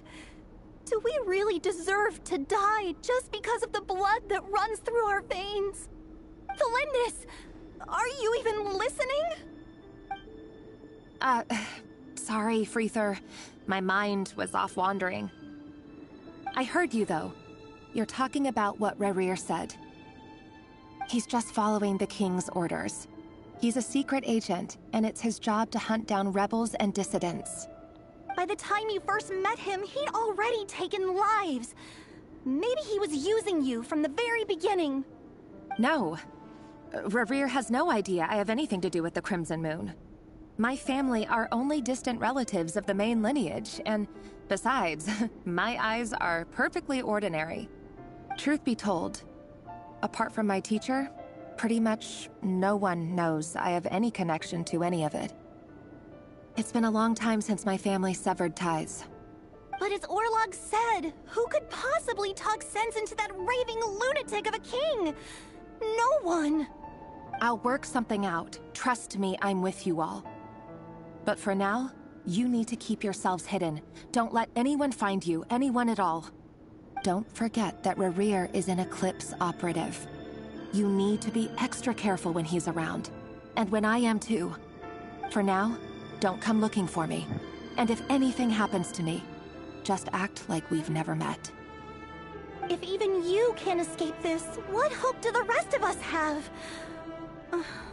But after all this time together, surely he wouldn't lay a hand on you.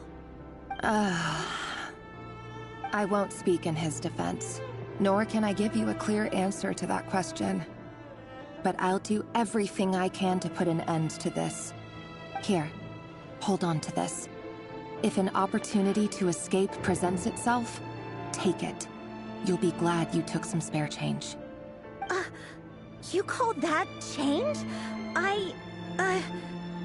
But what about you? I've got a job, and there's still money coming in. But you can't go anywhere right now. Please think about yourself for once.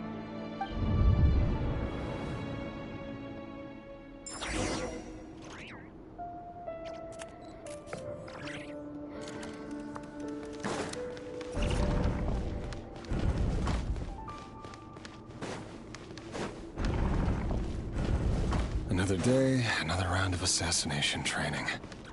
Training ground is just beyond this hidden passageway. When you kill a person, doesn't it bother you when you end up covered in their blood? Why would it? Aren't we all just walking blood bags? But not everyone is accustomed to hunting down others like prey. You've been a hunter for so long now, you seem to have forgotten that most people don't just go around killing one another.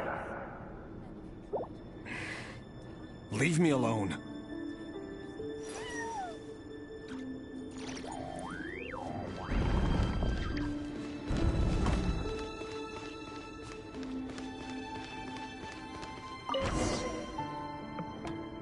Make sure you have a firm grip on the handle. Then choose your angle well. Keep your movements light and brisk. Pray won't sense a thing. I doubt that. How about no one ever died a quiet death at your hands? I work clean. Traces.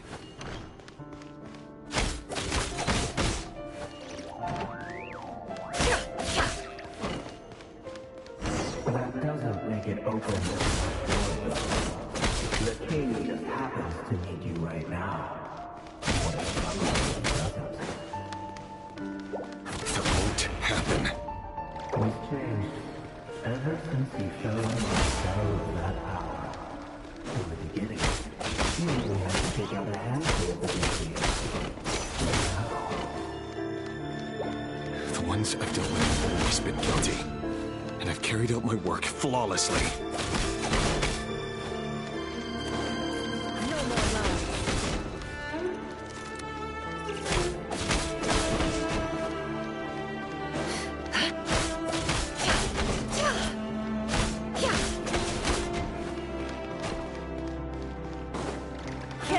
truth. You know why he was it because he didn't trust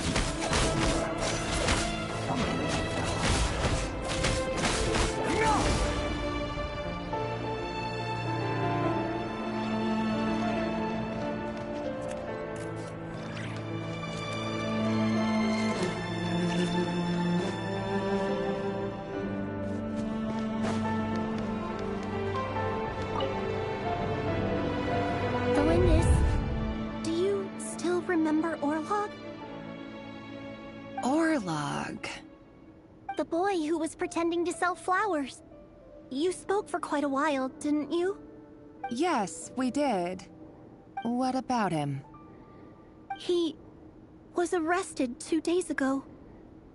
Chances are he's already dead. He... I just don't get it! After everything he's done, why do you still stand by him? Or does it mean nothing to you that people keep dying? No, that's not... Just hear me out. I need to go now, Thalindis. They're looking for us. You take care too.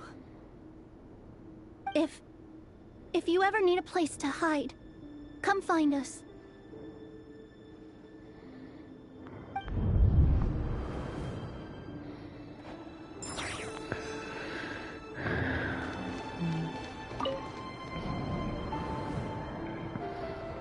Author, Thalindis.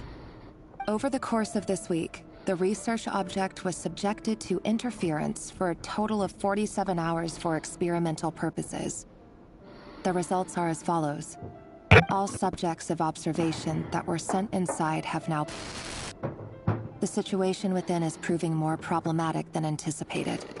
No progress whatsoever. What now? Won't you give me even a glimmer of hope? Things are getting worse by the day. I have to find a way or we'll all be in danger.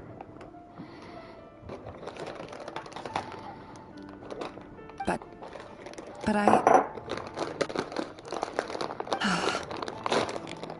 If all this research comes to nothing, what then? Sooner or later, it'll be my neck on the line. But could he really bring himself to kill me? No. Surely he wouldn't have the heart.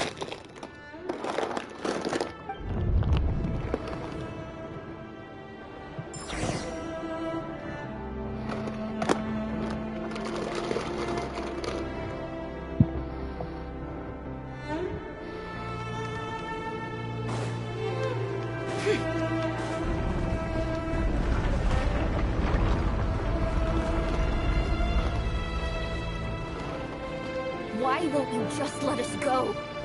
We don't even know each other. All we want is to live ordinary, peaceful lives. You want to live?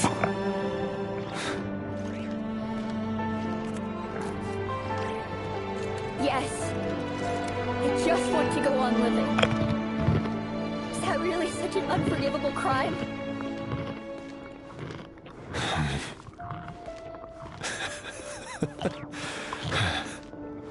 You want to go on living. I want to keep living too. To keep living forever. That's why I have no choice but to continue on the path I'm on. If only some savior would suddenly swoop down and change the way the world is. Too bad that's not going to happen. Imagine that. If there really were such a person, you and I wouldn't be standing here like this, would we?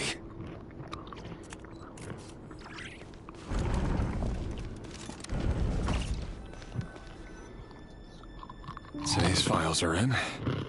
Time to wade through them just like usual. No, I don't get tired of it. It's my job. And not only am I lucky to have it, I'm good at it too.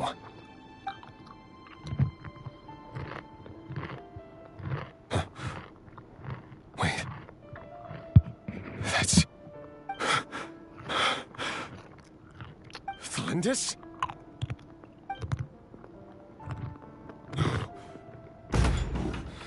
No! No! Why? But you bear no mark of the Crimson Moon.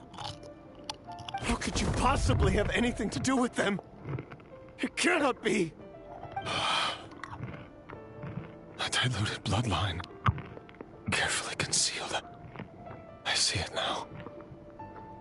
You've been living in the shadows just like me. What a fool I've been. Numbing myself with talk of justice. Even imagining my friends would back me up. But in the end, Irminsul. Finster King! How far are you going to take this? From the direct bloodline to secondary offshoots? And then what? Today it's the descendants of the Crimson Moon. Who will it be tomorrow? Will you not rest until everyone down here is dead? No. This cannot go on. This is where it ends.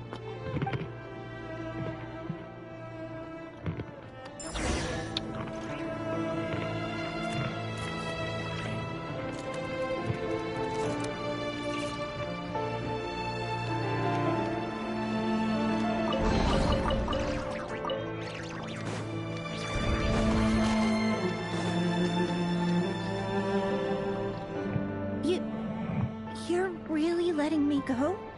I am. As long as you can guarantee that no one will find you. Don't worry, I'll be extra careful. No one will know I was here. But what about you? Me? If you let me go, you won't be able to complete your mission, will you? Good point. In that case, maybe you should stay. No, please! I just want to see the outside world again. To... Go on living? Yes. I know you're a man of your word.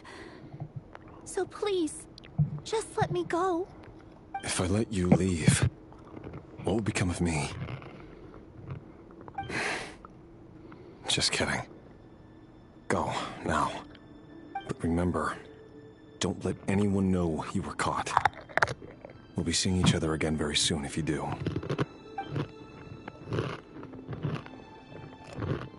Even shadows in the dark must live by a code. You can't save everyone.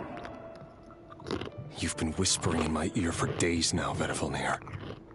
What are you trying to do? Break me down? I only say this because you long for an answer to your problems. Let her go, Rerir, or you risk losing everything.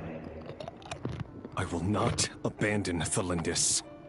Then you'll need a little more vigilance and a lot more power.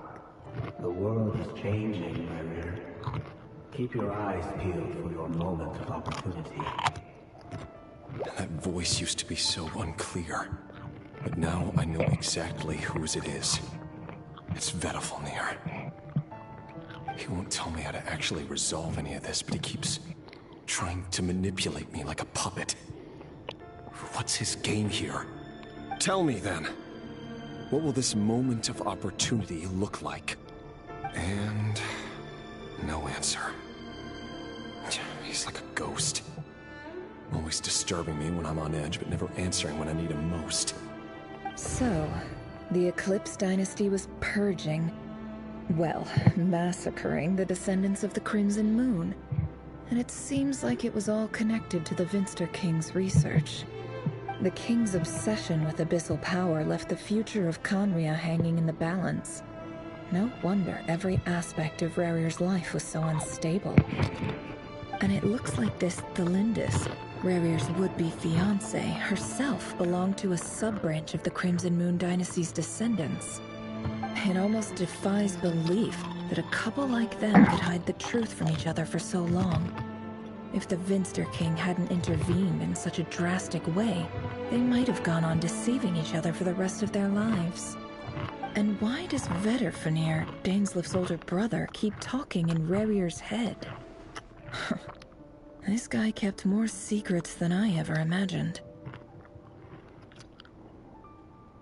The human mind is like a vast desert of shifting sands. When you follow the flow of someone's memories, you only ever see the parts they're willing to let surface. Time for something a bit more creative.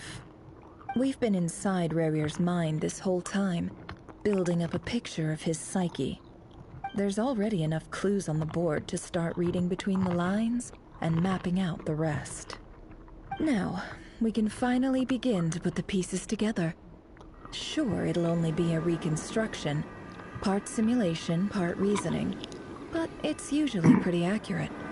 Once we've built up a cognitive profile, we just need to cross-check the logic behind his actions. And then we'll be able to take a sneak peek at whatever it is that Rerir has really been hiding.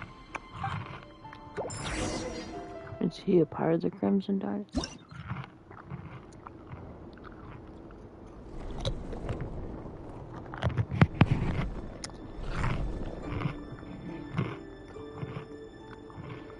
Our mages are back. Rerir, are you there?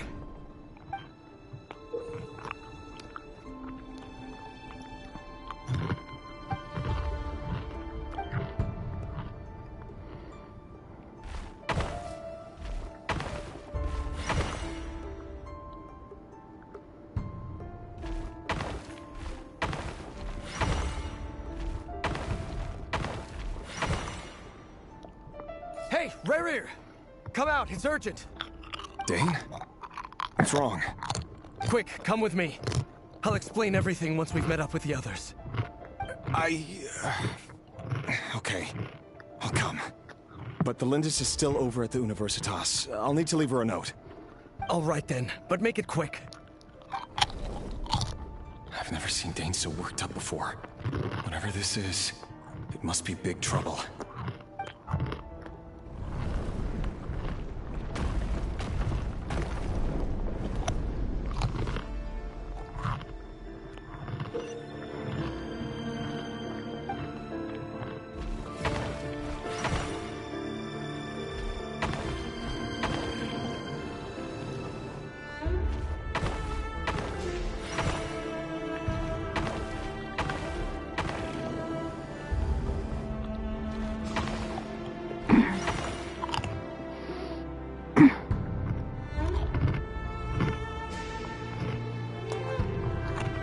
Like judgment. Well, this is a nice change, meeting you all at this hour. When men and women of ambition can speak face to face in broad daylight, I say that's a big step forward for our dear Conria. Don't be ridiculous. We do not fear the day. Why would we seek refuge in the night? You might ask your blade that same question. I'm told it prefers the cover of darkness. The word on the street is that Sir Elegy only strikes when he has an unfair advantage. But that is patently false. I see you're missing an arm and a leg. Surely only a fair fight could explain that. If this is your way of offering me replacement limbs, believe me, I'll take them. Oh, we can certainly discuss that. With bioalchemy, anything is possible. Assuming I have your full support in my research. Lunatic. Robtatir. What brings you here? Why, Dainsliff, of course. He invited me. Please, cast aside your apprehensions, Miss Rhindaughter. Whatever the rumors may say, I am but a humble servant of the king, and I can assure you he affords me no greater convenience than he does you. Well, the Universitas Magistrorum won't stop fawning over you. So at least some of the rumors must be true. You're clearly doing well for yourself, so drop the humble servant act. It endears you to no one. You're president of the Universitas Magistrorum, the chief royal mage known as the Wise by royal appointment, and by far the most favored among the 4 pillars of Conria. Vice President Veidt doesn't even try to hide his envy when he sees you. My success is the product of hard work and good luck. It's as simple as that. Were the king not such an extremist, I hardly think I would have received a senior post at my age. Of course, no job is without its gripes. Serving a king like ours can be a challenging task, as I'm sure you can imagine. And as for Veidt, in missing out on the presidency, he's dodged a mountain of stress. Like everything else in life, it comes with pros and cons. You're all here. I apologize for the short notice, but it was an emergency.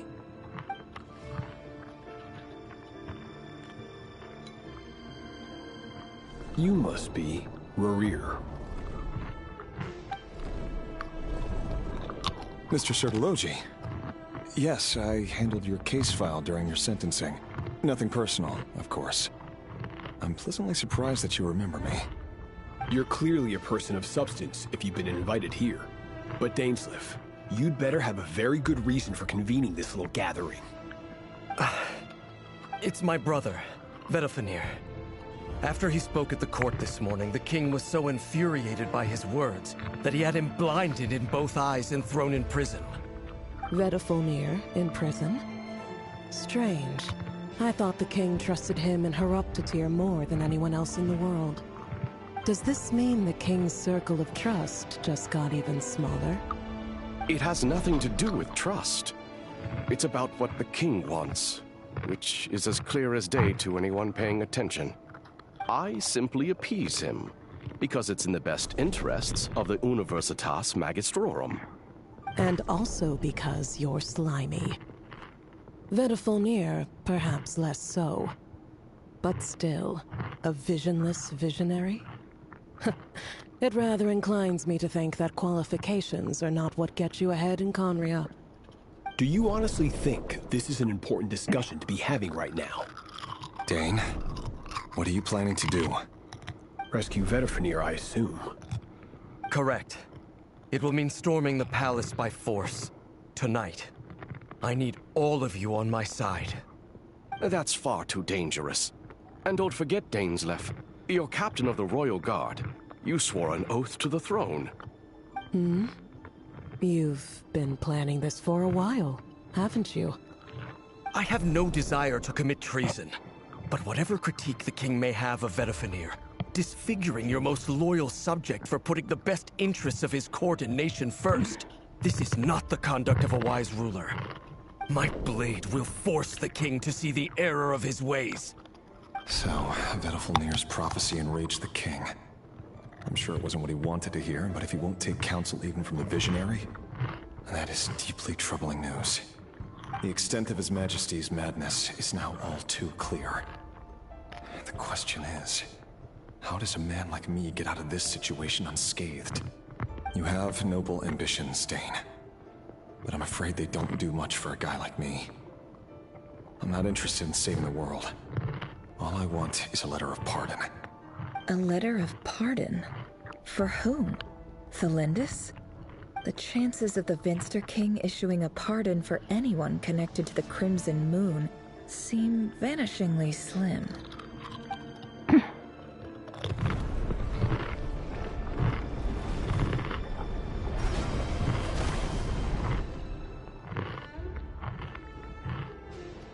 This black fog over the board must have some connection to Thelindis. But why is it taking this form? Does it have something to do with Rerir's past? Another mystery I'll need to unravel.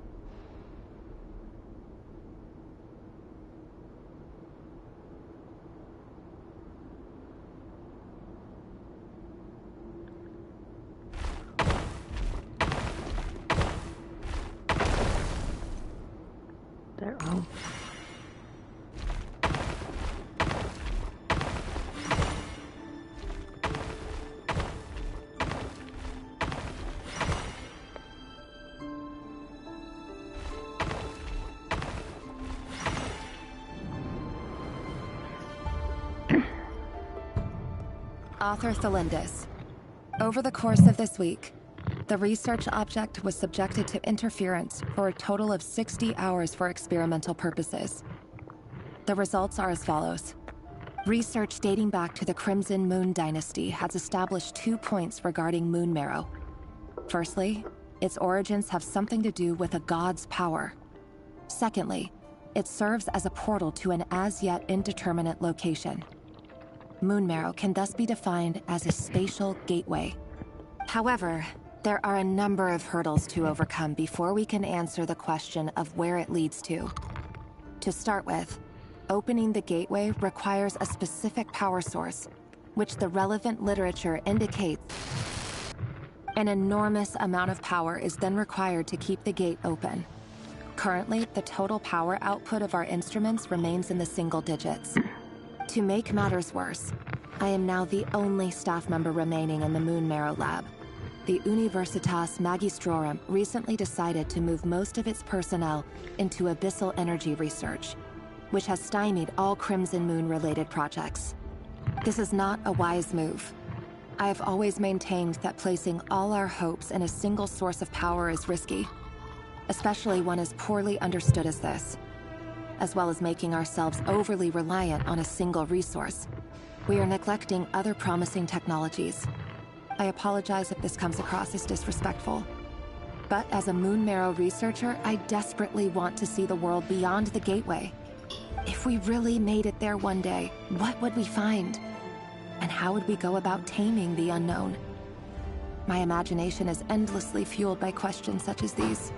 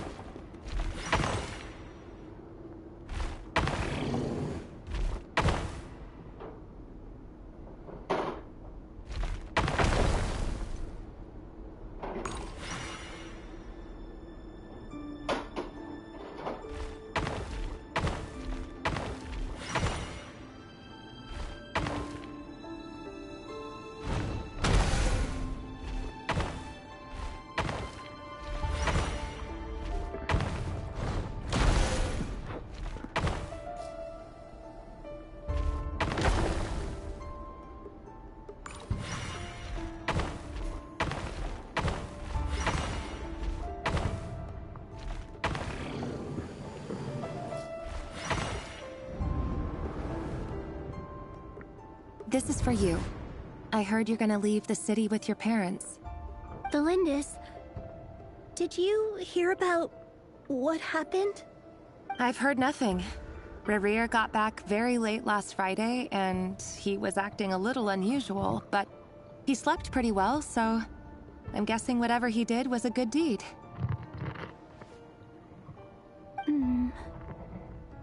You never saw him, and I don't know what he did. And this conversation never happened. You understand? What if he finds out that you pried into his secrets? Don't be silly. I don't know what secrets he does or doesn't have. All I know is he's just a normal guy who happens to run some errands for the king. Are you scared of him? I don't know. The Rerir I know doesn't match the person you all describe. Logically, I should be scared of him. And yet, I don't want to lose him. But enough about that. You should get going, and be careful with the package I gave you. Keep it secret. Keep it safe. What's in it? A piece of the moon. All you need to know is that as long as you keep it safe, then in the future, everyone will be able to see a red moon. A red moon?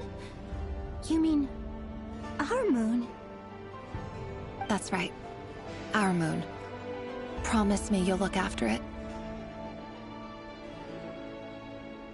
I promise, Galindus. The Crimson Moon bloodline will never die out.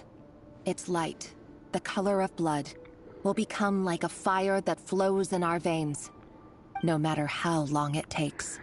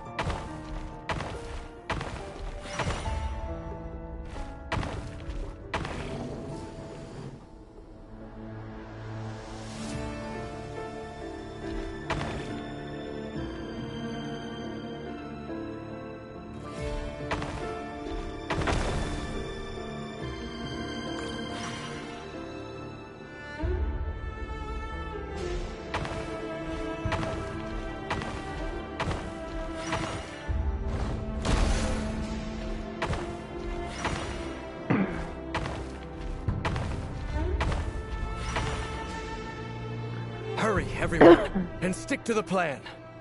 Sir Dainsleif, what are you? Is this treason? You know what happens to those who betray the throne. Please, don't do this! It is the king himself who has betrayed the throne. He has betrayed all of Conria. If you have any love left for justice in your heart, you should join me. It's showtime. Dane and his group will handle the troops in the palace. Then Rocketeer and Rhine-Daughter will disarm the security measures. My job is to enter the prison and rescue Vedifalnir. Stay safe. Wish me luck. Look after my brother. Draw your blade. It is time for justice to prevail.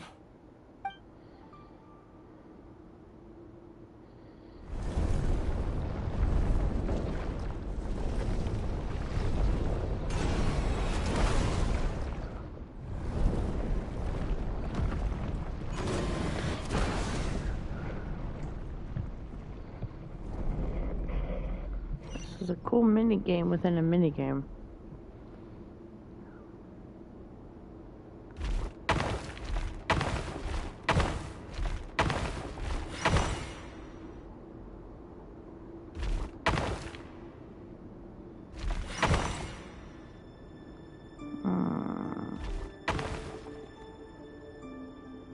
Can't move.